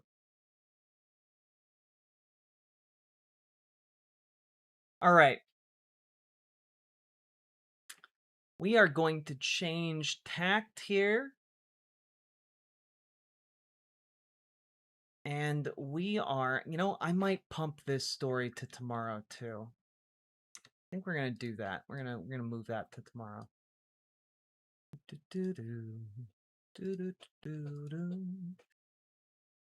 All right.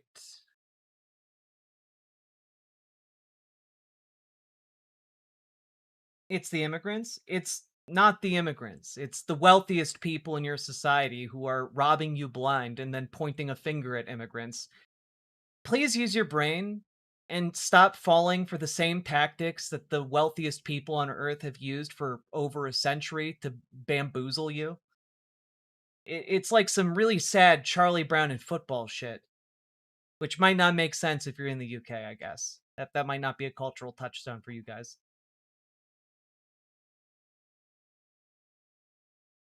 Um,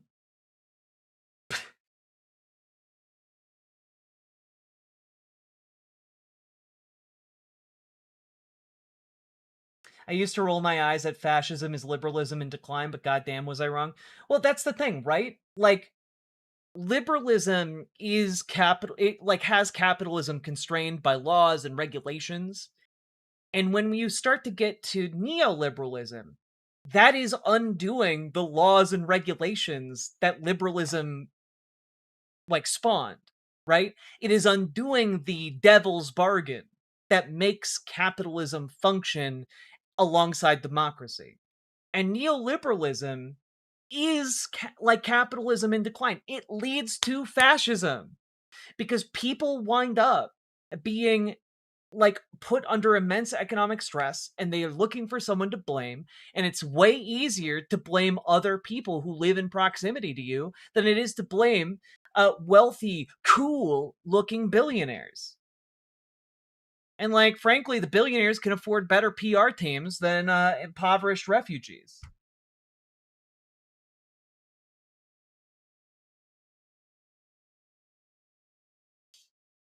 I told my mom about Charlie Brown and football in 2024, and she told me to give him a chance. What are we doing here? Right?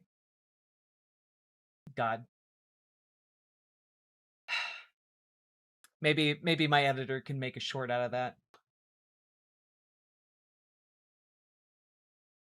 All right.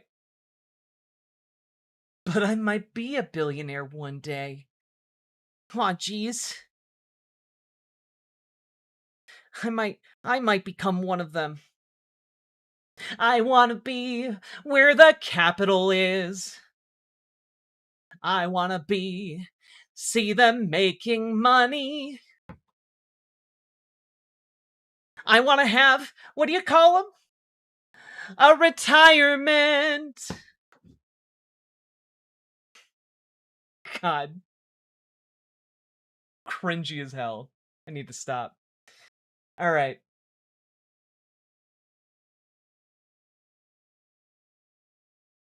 Oh, hey, look, it's Herbert Metzger. MAGA takes aim at Social Security. Lol, you mean took the 159-year-olds off? Lol, delusional man playing as a woman. That's actually a great way to introduce our next segment. So, folks, Republicans are looking to kick you and your grandma, and you if you're older, and your grandma if you're younger, off of Social Security. Isn't that fun? We're doing it all again, folks. Let's play the greatest hits that Republicans are doing. And guess what? The people they're aiming to kick off, not 159 years old. This article ran in Politico the other day. House Republicans gather congressional scorekeepers to discuss Reconciliation 3.0. Basically, the big, beautiful bill that Republicans passed, they have a few things they want to tweak with it, right? They want to tweak some things in that big, beautiful bill because they know they're not going to get another bite at that particular apple, right? So, what are they coming together around? Let's take a look. The Republican Study Committee convened on a meeting Monday evening with CBO Director Philip Swagel and Tom Barthold, Chief of Staff for the Joint Committee on Taxation, to discuss the process of estimating program costs and savings as part of a possible third budget reconciliation bill, according to four people granted anonymity to describe the private gathering. RSC Chair August Pfluger of Texas, as well as Budget Chair Jody Arrington of Texas and House National Resources Chair Bruce Westerman of Arkansas, were at the meeting. Representatives Lloyd Smucker of Pennsylvania and Gary Palmer of Alabama were also in attendance, according to one of the people. We had a dialogue and talked about their meetings on the Big Beautiful Bill, methodologies on the Big Beautiful Bill. I think it's good to have feedback like that and have them explain themselves and hopefully correct, so they can make better scores on the next reconciliation package. Basically, guys, what they are talking about here is they did not like the cost estimates they saw on the previous reconciliation packages. So they're meeting with the Congressional Budget Office and the various staff related to that to try and pressure them into having a more charitable look at how much different line items on a new proposal for the budget, this through reconciliation, how much these items might cost, how much money they can get by cutting various programs. And I can tell you from what it looks like so far, it looks pretty, I think the technical term for it is fucky. Right? House Republicans are now discussing several components of another party line policy package to follow up last summer's One Big Beautiful Bill Act and the immigration enforcement measure that could be cleared for President Donald Trump's signature as soon as Tuesday night. They are aiming to center a third party line reconciliation bill around affordability and will also seek to root out alleged fraud in social programs that conservatives claim could amount to tens of billions of dollars in savings for the federal government. So basically, this meeting with the CBO is designed to try and get them to say, if you cut these elements of different social programs, you're going to have magically 10 billion more dollars to spend on different things that Republicans want, like massive handouts to their biggest donors. Let's go. Let's take a look. Provisions currently under consideration, according to three other people, include cracking down on fraud in Medicaid, Medicare, and other social programs, affordable housing initiatives, funding for the military, and ongoing conflict in Iran, an overhaul of federal energy permitting laws, and potentially a suite of changes to the tax code, like indexing capital gains on homes. Republicans are counting on recouping cost savings from identifying and eliminating fraud and safety net programs to pay for Iran war funding. But many GOP lawmakers are keenly aware the CBO isn't likely to find savings of that desired magnitude. Speaker Mike Johnson also raised eyebrows Monday when he told a local radio station that Republicans have plans to adjust and fix spending in Medicaid, Medicare, and Social Security next year. What he is doing here is saying, "Oh, we're coming for Social Security." Social Security has been the forbidden fruit of conservatives' ire for like the last 100 years, or since its inception, right? The idea here and what they want to do is to cut these programs even farther than they've already been cut, which, to be clear, is to the bone. They want to do things like raise the retirement age. They want to do things like have work requirements for Social Security. They want to do things like privatize Social Security so that it then floods into the investment market, and suddenly venture capitalists have a bunch of money to play around with, a bunch of institutional money, the best kind of money, backed by the US government. And what this is robbery. It is seeking to rob you blind. Seeking to take away your grandma's income check every month and move that cost, which I want to remind you guys, they paid into it. Your grandmother paid into it. You guys, if you are paying taxes, pay into Social Security. Every single one of y'all, right? Pay into it. And, well, Twitchy-tism, that's the threat, right? Like, if this turns into, we privatize Social Security and Social Security fund goes into the stock market, that money is all going straight into fucking AI. And AI is already in a huge bubble. If that happens, if they privatize Social Security and it goes into the AI stock bubble, the collapse when that bubble pops is going to take everybody's retirement. Everybody's retirement. If they try it, there will 100% be lawsuits, for sure. For sure. But if they get even close to succeeding, like, the damage will have already been done, right?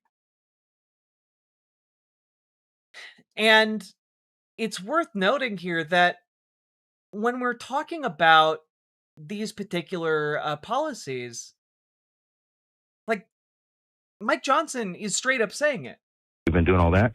And then we're going to lead up to what we have to do and address the largest spending items. The reason we're in trouble is because over 74% of federal spending is on autopilot, mandatory spending. That's your entitlement programs like Medicare, Medicaid, and then things like Social Security.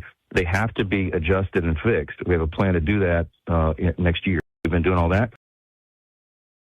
When he says that, the problem is we have all this spending that's fixed. It's fixed because people paid into those programs. And when he says it needs to be fixed, he's saying that because they want more money for war. They want more money to give as tax cuts to the wealthiest people to ever exist. They want to give tax cuts to Elon Musk, who's poised to be a goddamn trillionaire. Okay? Sorry, Mima. Elon Musk had to be a trillionaire. That's why you can't afford to eat. That's why Mima has to come live with us now. She's going to sleep on the couch. Because otherwise she can't afford to live anywhere. There is no rampant fraud in Medicaid. There is no rampant fraud in Social Security. There is no rampant fraud in Medicare. The allegations that they are going to recoup tens of billions of dollars by rooting that out, and that's somehow going to be useful in paying off the colossal, like, how much has the Iran war cost so far? Iran war cost, right?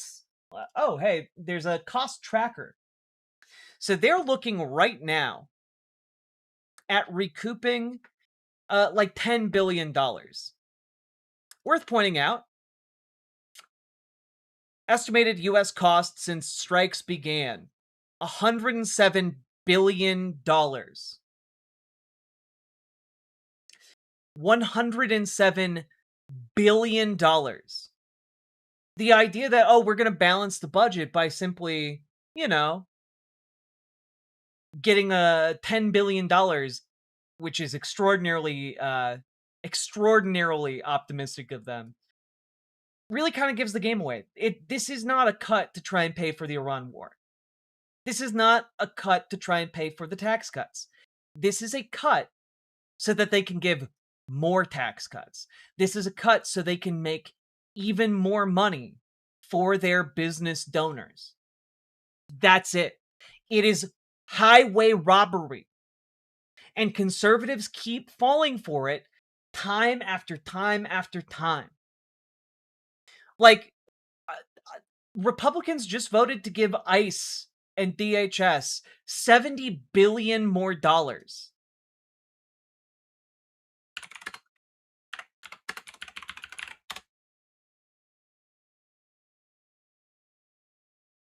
Like, literally just voted for it. House passes bill to fund the ICE and Border Patrol through the remainder of Trump's term to the tune of, again, $70 billion. So, just to be clear here, we have ballooned ICE's budget to being among one of the largest militarized forces on Earth, and also have spent $107 billion in total, just between these two things, the Iran war, something that we did not have to do, and spending $70 billion on militarizing ICE so that it can terrorize communities across the United States. We're talking almost $180 billion. And Mike Johnson is just like, help, can somebody help me balance this checkbook? I don't know how to do it. Clearly, we have to find like $10 billion by cutting Medicaid, Medicare, and Social Security. And it's just like, no. You just don't go to war with Iran.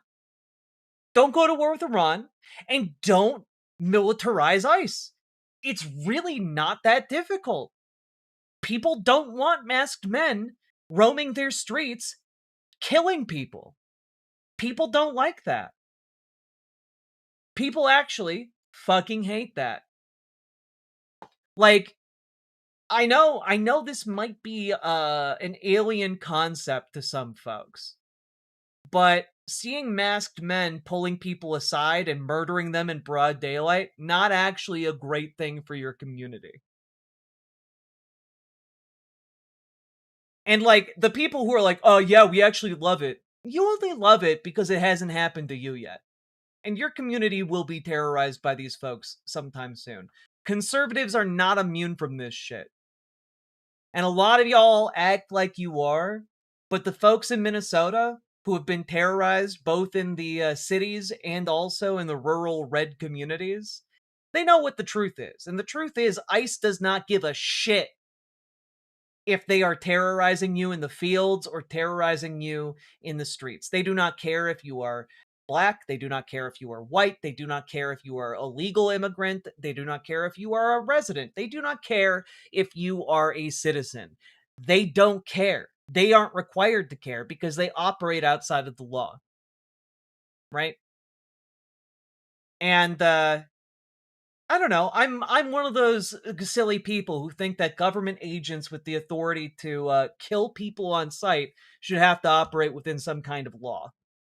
I'm old school that way, I guess. A law and order socialist, I guess you could say. But all of this to say, and I think you guys know where we're going with this, a lot of conservatives seem to be getting really confused about this too. Here's one I spotted the other day on Twitter. Explain to me, like I'm an idiot, how deporting people contributes to my nest egg evaporating. Because Republicans took all the money and want to take even more money out of social programs that you already paid for and earned. And they want to take that money and give it to ICE, which then gets funneled into private corporations that donate to Republicans. It's an incestuous, disgusting Ouroboros of corruption. And those of you who are just going like, rah, rah, ICE, yeah, this is great, Republicans are really fighting for the little guy, you're suckers. You're suckers and losers. It's crazy. Like, y'all would literally fall for the Simpsons monorail scheme. Right? And, of course, that comment is in response to this. Social Security shortfall expected to accelerate with funds at critical low in 2032. The shortfall will be driven in part by a drop in immigration and Trump's tax cuts, trustees say, resulting in trimmed benefits. Now, I want to make a couple of points clear here, right? I want to make a couple of points clear because a lot of conservatives don't really seem to get this. But undocumented immigrants pay into the social programs that they never see the benefits of, which means undocumented immigrants right now have been propping up Social Security. When you take a ton of money and militarize ICE and start going after undocumented workers, you are cutting off the working base that contributes and pays into Social Security. You are literally cutting off your nose to spite your face. Or I guess you're cutting off Mima's nose to spite her face. And on top of that, the tax cuts have to come from somewhere. And what Trump did in the big, beautiful bill, what MAGA did in the big, beautiful bill, was cut Medicaid, Medicare, and Social Security. They have been doing this. And they aim to do way more. When you see stories like this, by the way, in the Washington Post, for example, this is actually Jeff Bezos propaganda. And I know what you mean.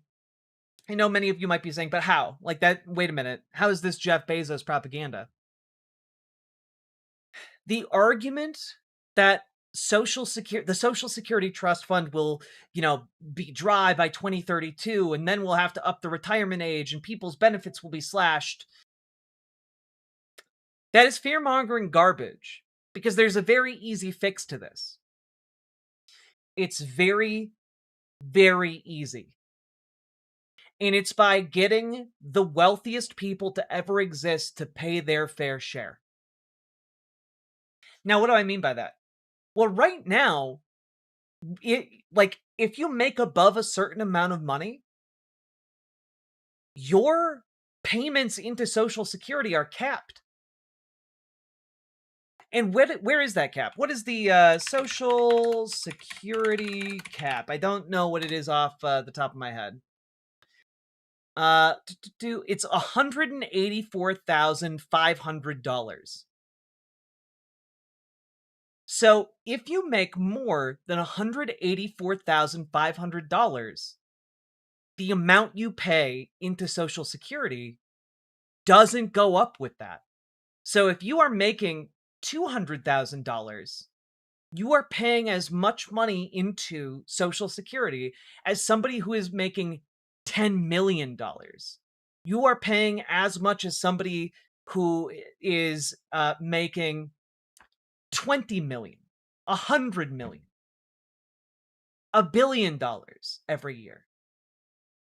And prior to getting to $184,500, you pay a certain percentage of your income into Social Security. It caps out at $184,500. The solution to basically all the problems with the Social Security Trust Fund's expiration date is to just remove the cap. You remove the cap and have the wealthiest people in our country pay the exact same share of their income into the Social Security Trust Fund.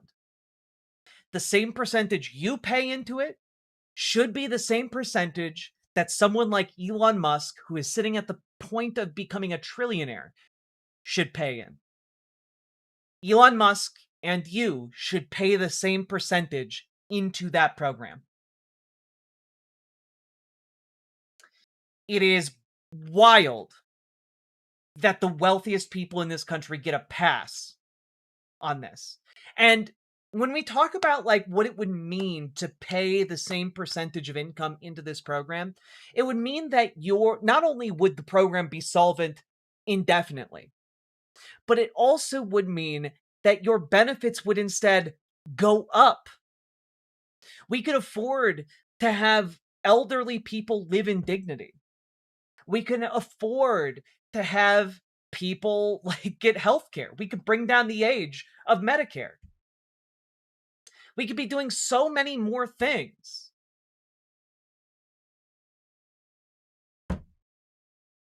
But Republicans and Jeff Bezos' personal news outlet like to pretend that this is an ever-looming crisis, when in reality, pretending it's a crisis with no other solution other than to, well, I guess we'll have to cut Medicaid, guess we'll have to cut Social Security. That's just billionaire propaganda. The solution is tax billionaires. Always has been.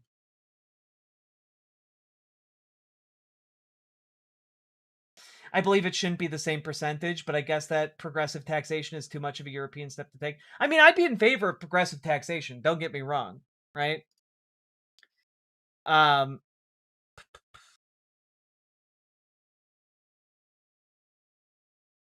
But that being said, I just eliminate the cap entirely.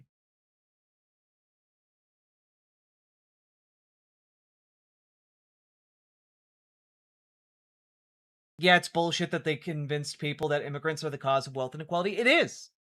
It's complete and utter bullshit. And, oh god. You know, like this again, it's not just, by the way, Jeff Bezos' personal outlet. It's like a common talking point. Even NPR reports stuff like this.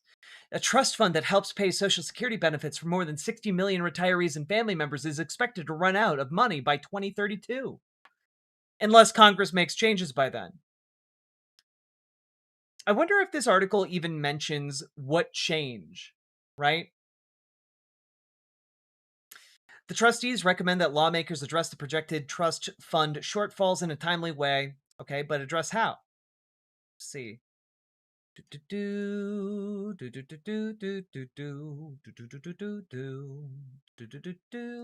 Basic challenge for Social Security is demographic. No, it's not. The basic challenge is being willing to tax the wealthy. Congress could patch the shortfall by raising taxes, reducing benefits, or some combination of the two. And like, the solution is really simple. The way that the trust fund is funded right now is through this tax.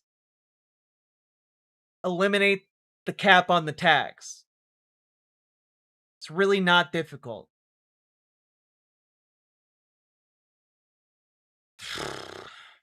Just remove the tax on the Social Security payroll tax, for fuck's sake.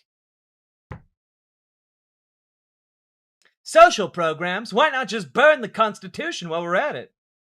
We can't burn the Constitution. I'm sorry to say, the left can't burn the Constitution. Because conservatives in America are too busy burning it already.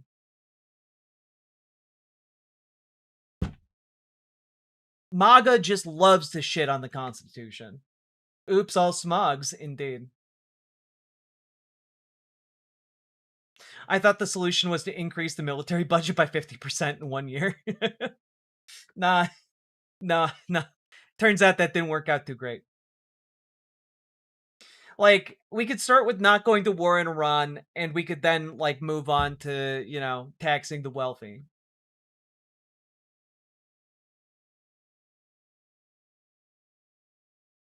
Wealth needs to be, well, yeah, of course, there needs to be wealth taxes as well, but, like, the income, like, the payroll tax is how Social Security is funded right now, and, like, I'm all for just removing the cap from that entirely, but on top of that, wealth should absolutely be taxed in this country, you know? God.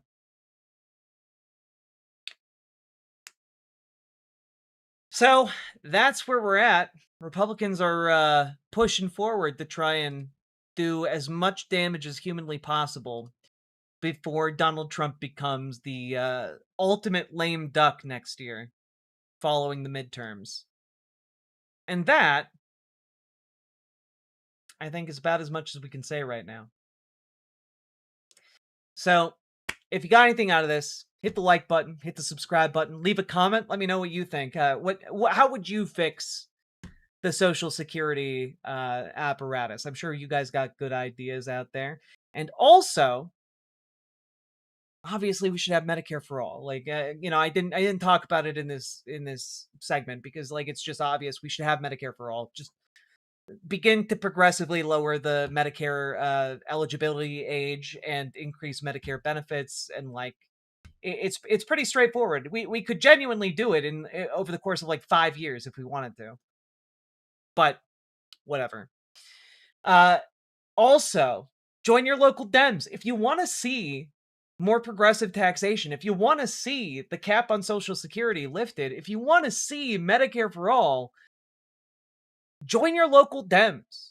Advocate for that inside the party, because when you do that, you can actually see colossal results. We have a member of our community who has managed to rewrite like a sizable portion of the Washington State Democrats' platform, which is pretty cool.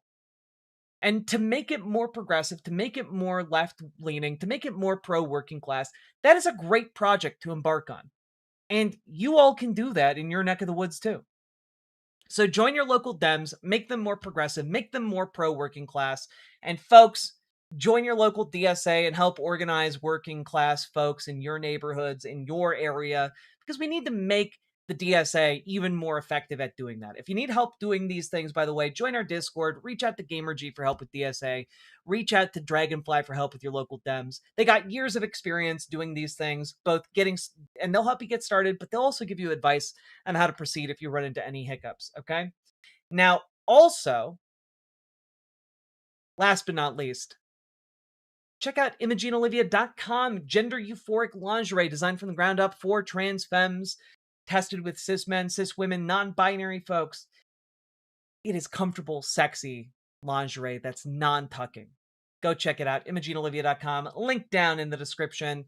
Let's keep on going.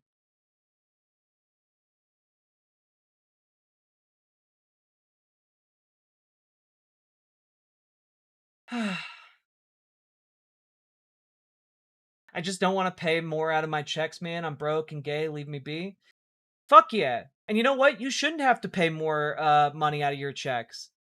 The wealthiest assholes on the planet who get taxed less than you do should be paying more of their fair share. Because they've been skipping out on paying their tab for like the last 50 years. And that tax burden, instead of falling rightly on them, has fallen on all the rest of us, including you.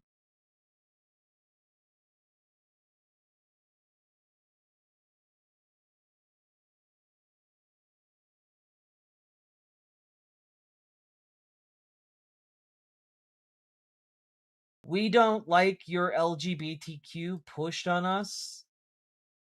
Who's pushing? Like, genuinely, when folks like you come into my chat and you're like, you're making us gay. Like, man, if you saw like two men holding hands and it made you suddenly realize something about yourself that's utterly inconvenient, you were already gay.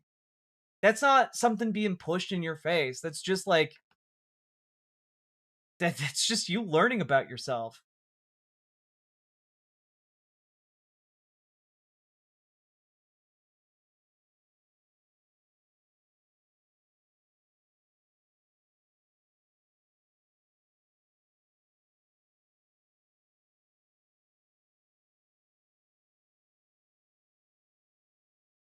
I'm fine with paying taxes even as a poor person if my taxes are going to services we need. Well, that's kind of why Zoran Mamdani is winning so hard, right? Like, and is really good at governing. It's because he's constantly talking about what he is doing with taxpayer money. He's constantly talking about how your taxes are helping to better New York City, right? Like, and people want that from politicians. They want that clear communication. They want to know that their money isn't just being thrown into a pit and lit on fire. It's actually doing stuff.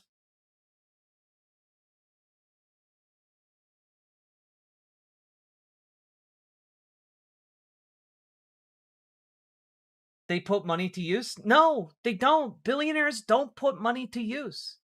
They sit on it.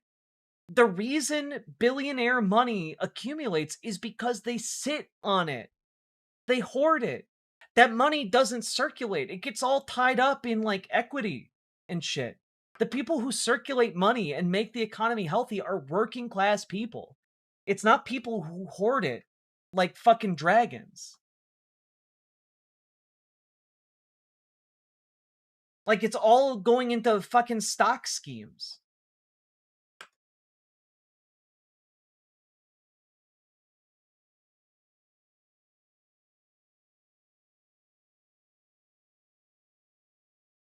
Billionaires don't have money. It's why they don't pay taxes. Well, yeah, I mean, like, we're all familiar with the fact that billionaires basically pay themselves in stock and then take out loans against that stock and essentially don't make money. They just make stock. They build equity in a company and then take out loans against that and then pay back the loan. Like, it's bullshit is what it is.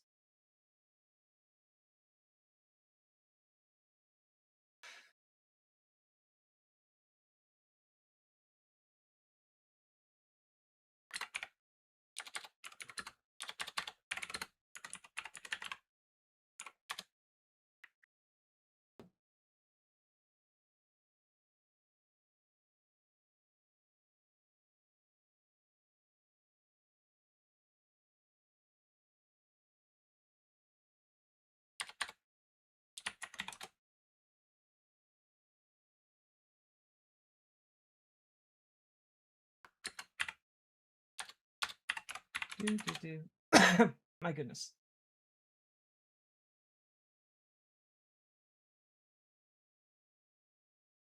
New York is not renting homes. Literally, like 65% of New York City is made out of renters. Like, what are you talking about? The majority of people who live in New York City are renting.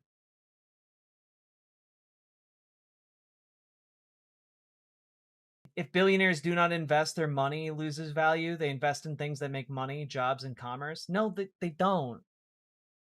Like, they invest in things that make money. That's it. They don't care about jobs. They don't care about commerce. They care about money. That's why they all do fucking stock buybacks. It's why they're all doing like crazy crypto schemes.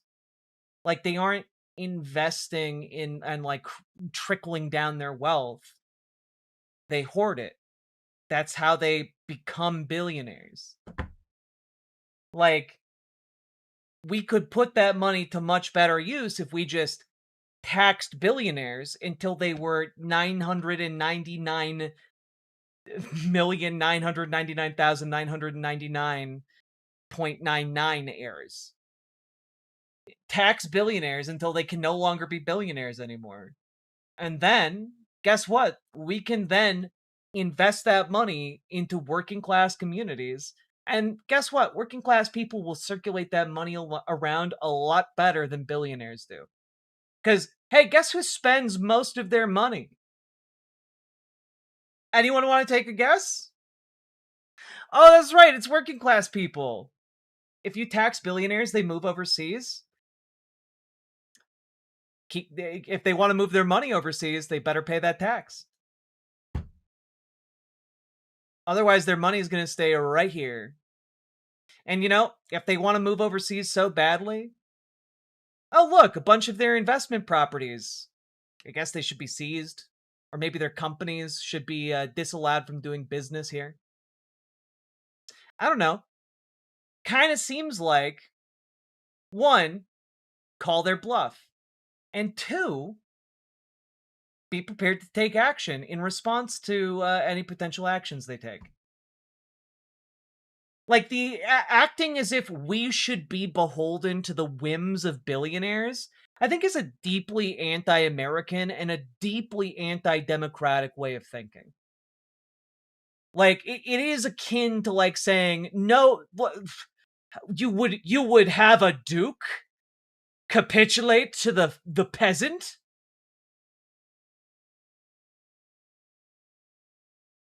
No, capitalism isn't natural human exchange. Natural human exchange is called bartering. Bartering is not capitalism. My friend, you don't know what you're talking about.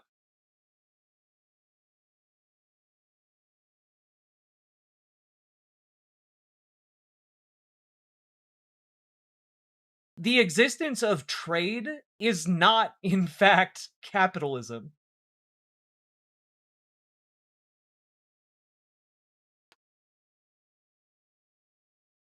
Socialism robs of human motivation.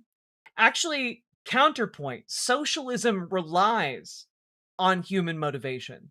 Because what socialism does is it takes the factory that was previously owned by one person and instead makes it owned by the people who work in the factory. And the people who work in the factory know the factory and know their jobs better than the abstract person who simply bought the factory. And they're far more incentivized to work at the factory when they get to dictate what their working conditions are, what their pay is, etc. And they get to do so democratically. Because, I believe in democracy. It's wild what happens when you actually believe in democracy and not just make a sham show of it. Whereas socialism succeeded. King Arthur Milling. The King Arthur Milling Company is the oldest milling company in the United States. It is worker owned and operated. It's literally been around for hundreds of years. Probably, likely, predates whenever your family came to the United States. Provided you're not indigenous, of course. So, I don't know. The idea that, like, this can't work when it's clearly worked for, like, hundreds of years is weird to me. King Arthur Milling, by the way, or Baking. It used to be a milling company, now they call it King Arthur Baking. Very successful company, by the way. Socialism takes from the productive and gives to the non-productive. That's capitalism! Capitalism does that. Capitalism enriches people who do nothing other than own things. That is theft. Capitalism can only exist because it takes from the people who produce the value. And they take from the people who produce entirely on the basis of the fact that they own something, rather than actually contributing anything or doing any labor.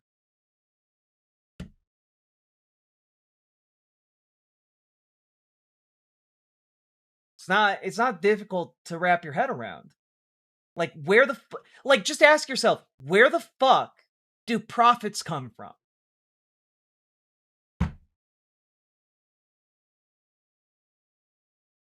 Profits come from the labor that produces the revenue.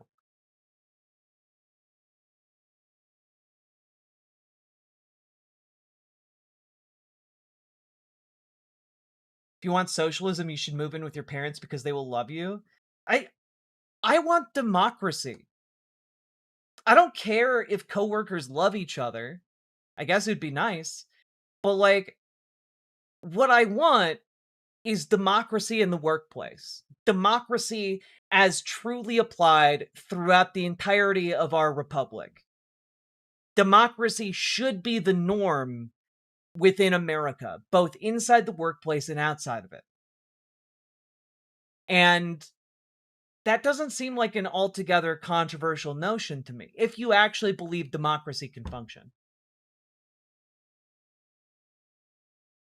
And I guess if you think that America just can't function because democracy is flawed, then like you have a very different idea of what can and can't work. But I happen to believe democracy is good when it comes to running one of the largest and most powerful countries on earth. And I think democracy is good also at running far smaller and less complicated companies.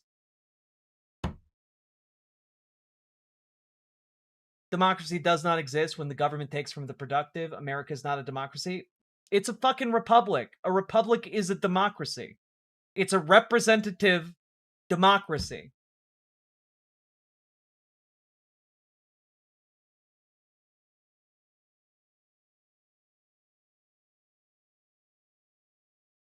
They put up initial money, buy or rent land, pay for electricity, water, sewage, pay workers' income. Now, Jim Porter, excellent points. My counterpoint is there's literally nothing that precludes workers from collectively doing the same. And we have the data. When workers collectively do that and manage their own affairs, companies are more successful. It's literally better for the economy for it to be worker run.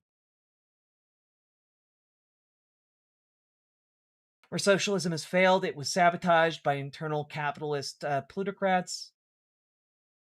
I mean, I think there's an argument to be made for that, yeah. Socialism always turns into bribes and gray markets. I don't think when you talk about socialism, you actually know what socialism is. AI will destroy capitalism? No, it won't.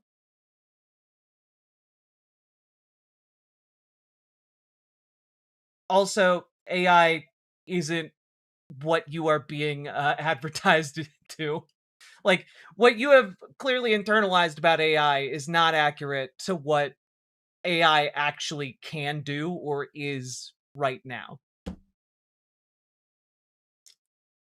We all know socialism is greed. Literally, I grew up my entire life telling me that capitalism is the idea of greed is good put into action. Because human nature is fundamentally flawed and greedy. And I disagree with that notion. And also, if your argument is just socialism is greed, then I guess, wow, we've got a lot of socialist billionaires in America.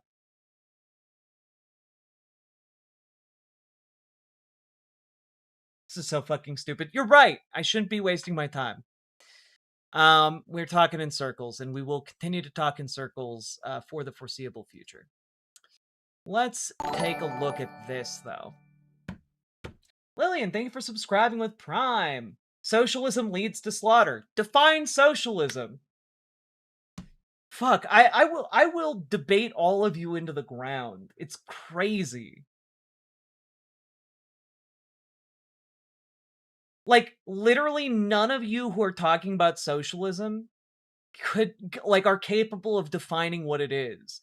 Like, when I ask you what socialism is, you guys go, it's greed. Like, that's not what I asked. I asked you to define what socialism means. Like, if you were like in front of the class in like an English classroom and like your teacher asked you to define a term and you said, "Well, what is capitalism? It's a boat." Like, actually define the term. Actually define the term. We are watching mental illness on full display right now, just not in the way you seem to think. So the workers are going to pay for shitheads who don't work at all, give them free food, healthcare, etc. What?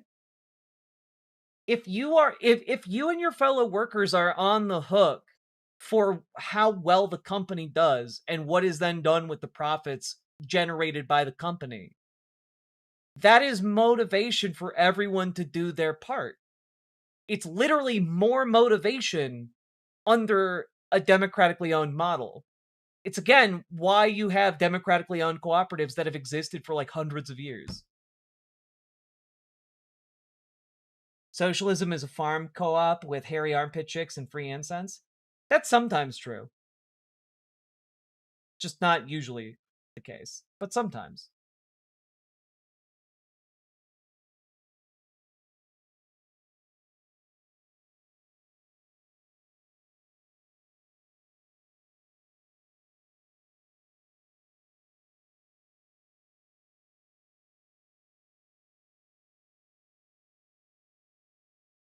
Okay, so all of you who've been talking about socialism in vertical chat, the next thing you post has to be a definition of socialism, or you're gonna get banned. Like, I've asked you multiple times now.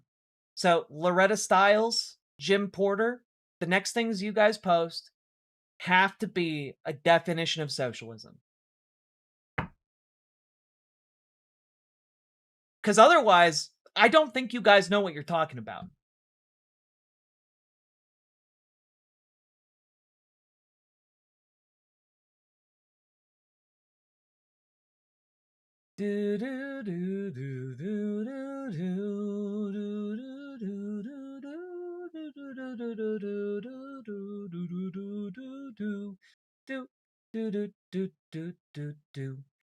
How socialist of you? You literally don't know what the word means. Also, get a job. This is my job, which is pretty great. If you're, by the way, if you guys are enjoying this, hit the like button and consider dropping those subs, donos, memberships, super chats, etc. Because you guys make this show possible. Couldn't do it without you fine folks. And also, just worth noting, we are currently sitting at 142 out of 500 subs. We're getting closer and closer towards our overall goal. It's crazy. Socialism is some sort of worker guide economy things. You know what? Copy. That's pretty close. Jim Porter, you didn't define socialism. You you didn't do it. Bye.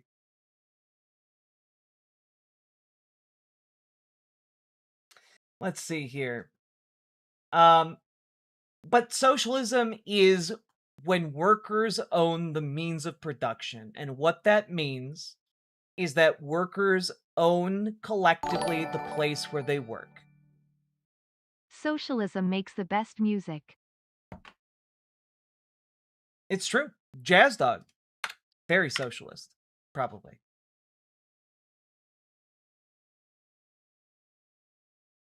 I'm sorry, Uncle Simric. If you want, you can unban Jim and then ban him again when he doesn't define socialism.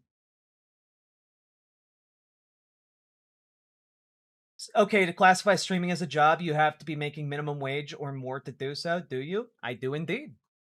This is the primary thing on my taxes, friend.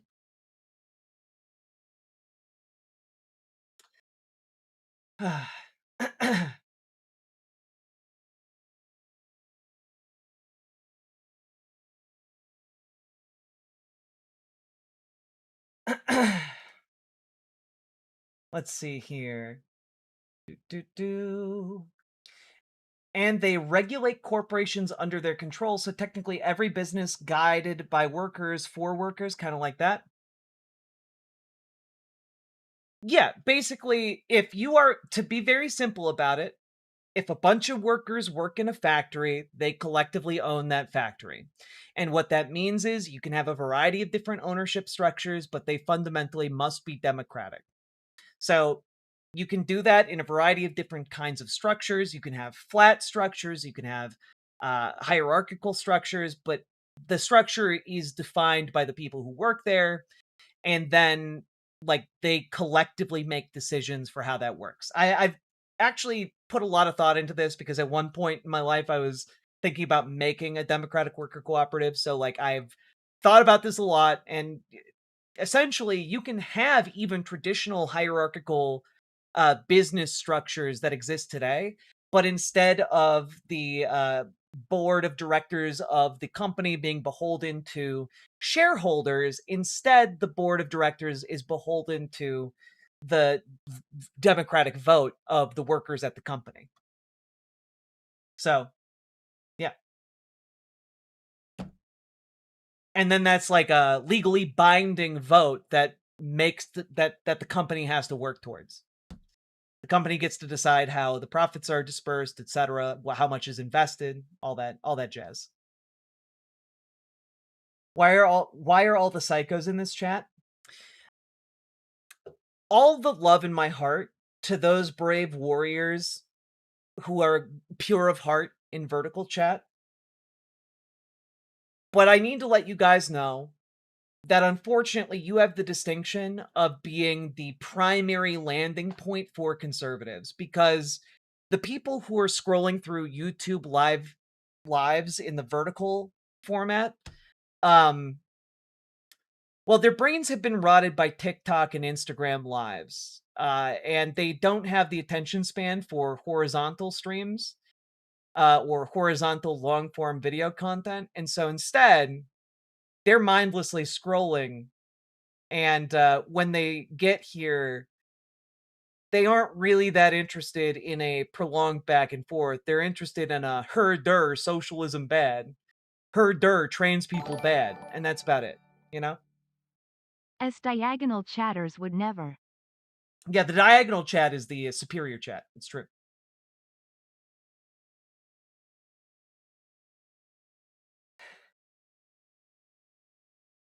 It's true. My the riverboat.gg, by the way, is run by a German democratic worker co-op.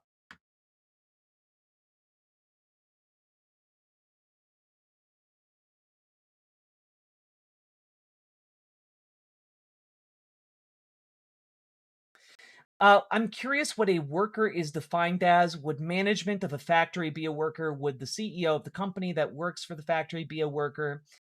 Genuinely curious. I don't know much.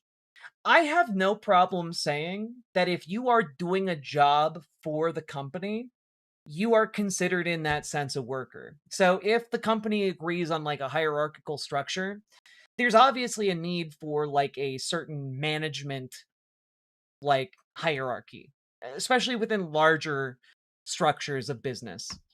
And I have no problem saying those people would be workers too. When we're talking about capitalism, capitalism isn't your boss is bad, though sometimes that is the case.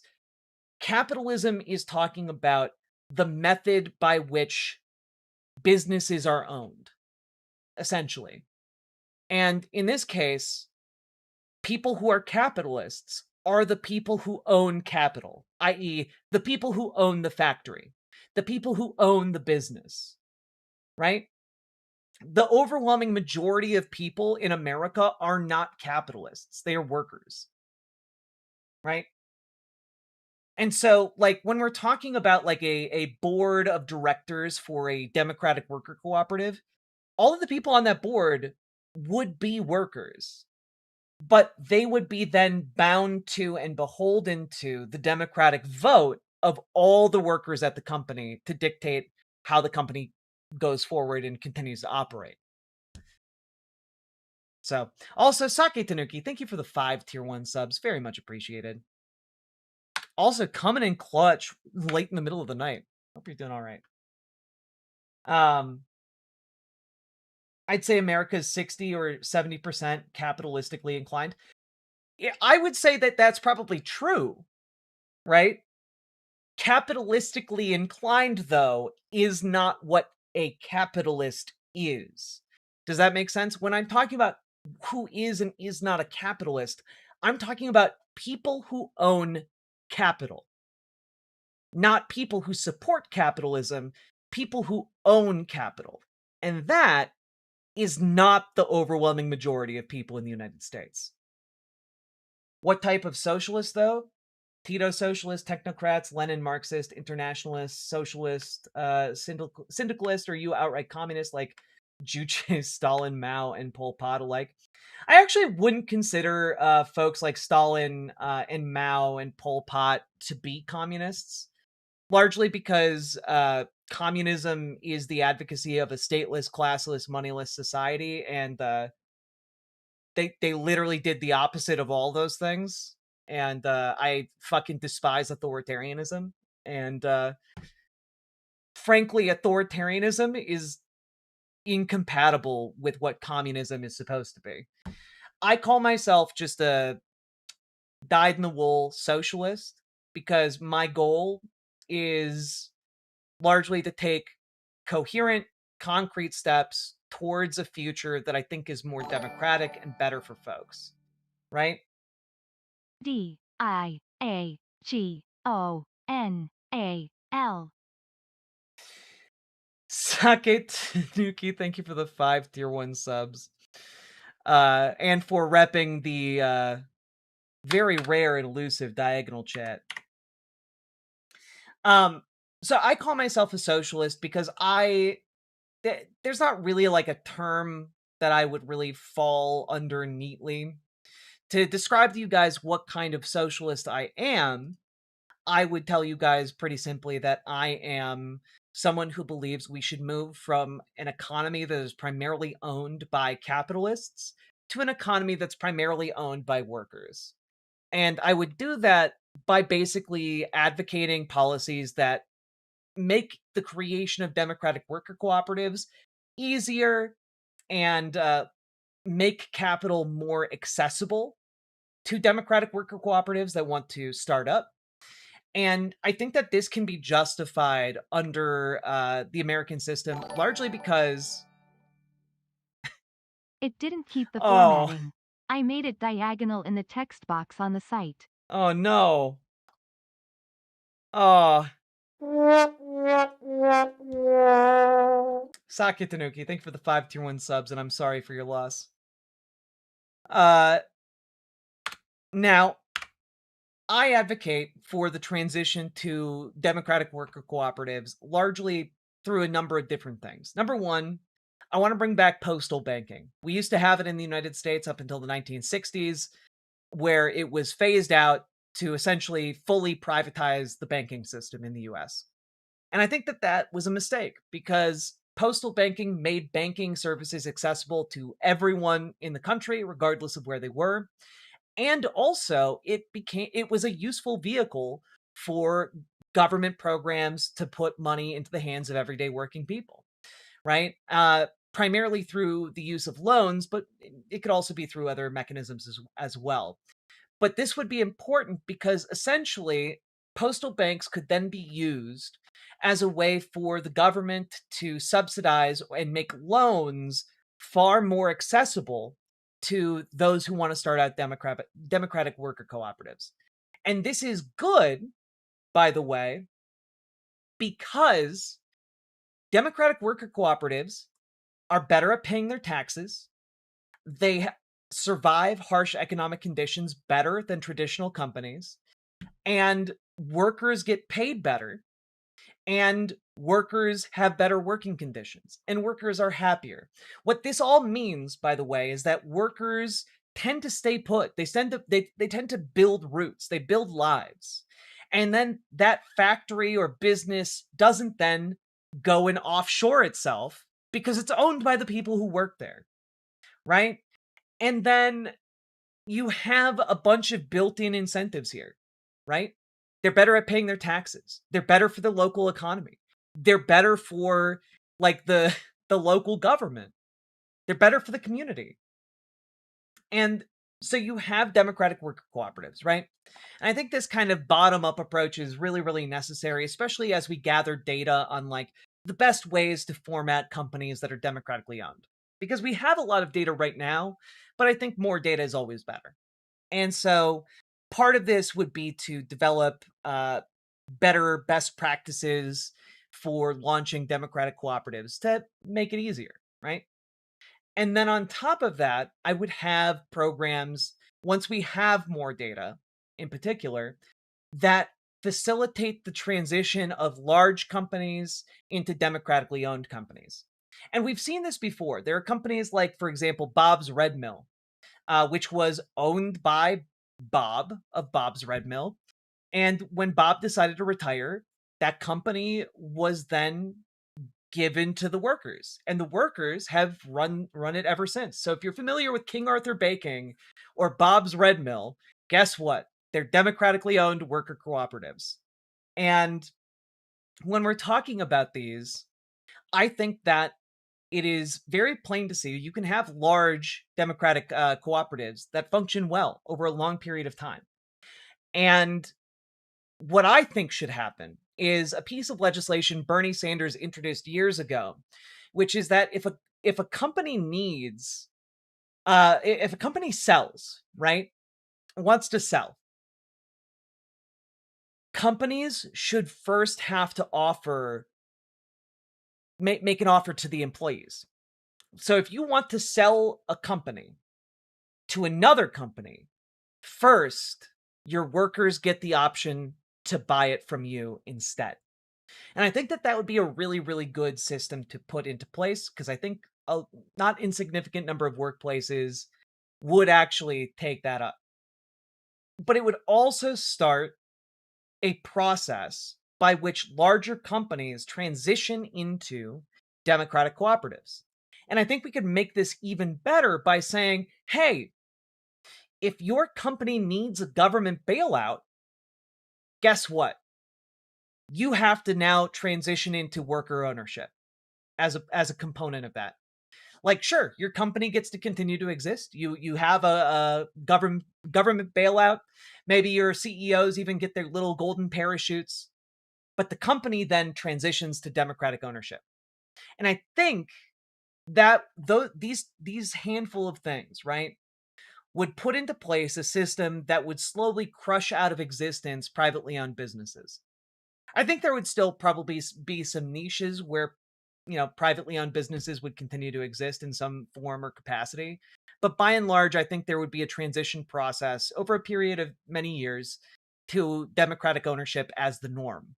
Because I think if given the choice between working at a private company or an equally sized democratic worker cooperative, most people are going to choose the democratic worker cooperative, purely out of self-interest, by the way, because democratic cooperatives pay more.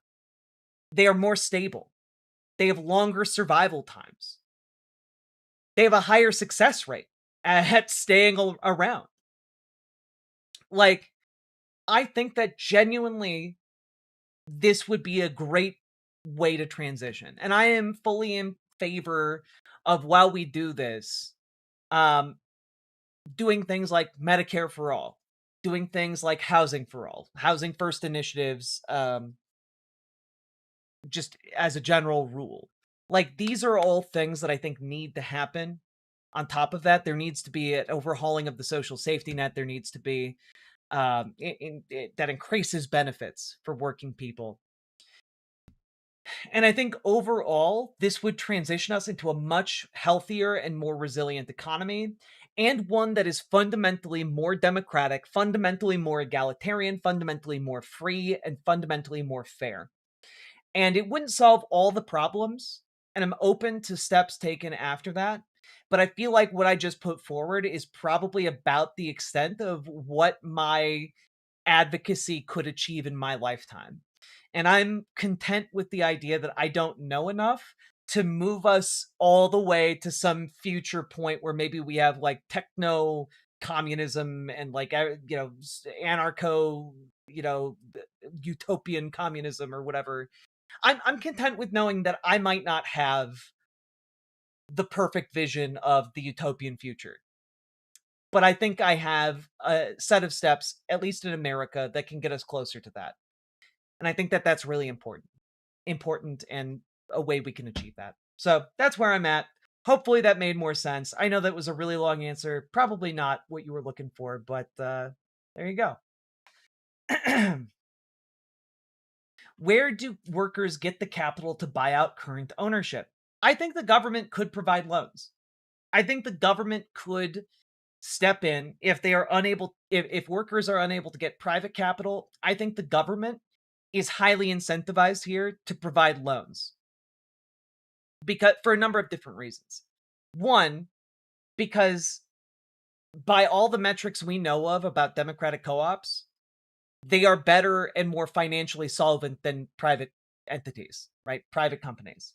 So it's more of a sure return on the investment for taxpayer money to be used this way. And also in the long term, these these democratically owned companies are going to be better at paying their taxes and more invested in the successes of their communities, and like less prone to passing on costs to the local community or the national community, right? Like, if you democratically own the factory, for example, and you live in the area around the factory, why on earth would you then, as like a democratic company, be like, yeah, let's pour poison into our own water supply, guys, because then we can make a little bit more money as we're being poisoned by our by our foul water table. Like, it's just a better investment. And of course, some of those investments might fail, but I think there should be government programs that vet democratic cooperatives, and if workers can come together with a viable pathway towards paying that loan back and keeping the company going, then democratic transition should happen.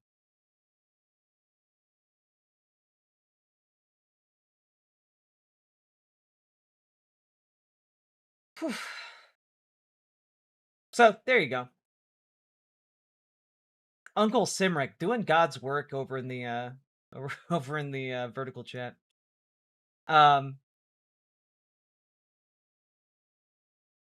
We're fully in favor of transition here. Hell yeah.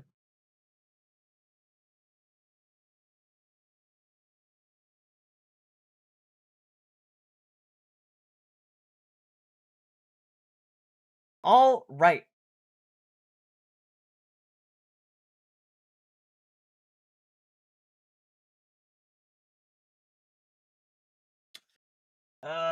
I really want to do this Mamdani segment, but I just spent way too much time talking about socialism, and now it's 4:30 in the morning.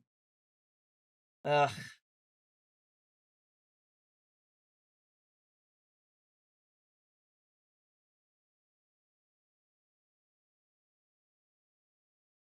Yeah, I think we're gonna have to continue this tomorrow. I really want to talk about Mamdani's grand bargain, but you know, we'll see what we can do. Fuck, I have to wake up in 4 hours and I'm not tired. The perpetual problem.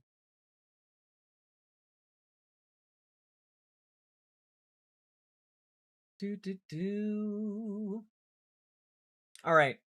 Good night, folks. I will see you all tomorrow. Fare thee well, and remember, I will be debating transphobes on the Transatlantic Call-In Show on Thursday. Those of you in vertical chat, I know a lot of you are transphobic. If you actually believe your argument, call into the Transatlantic Call-In Show on Thursday. Do it, you fucking cowards. Good night, everybody. Bye.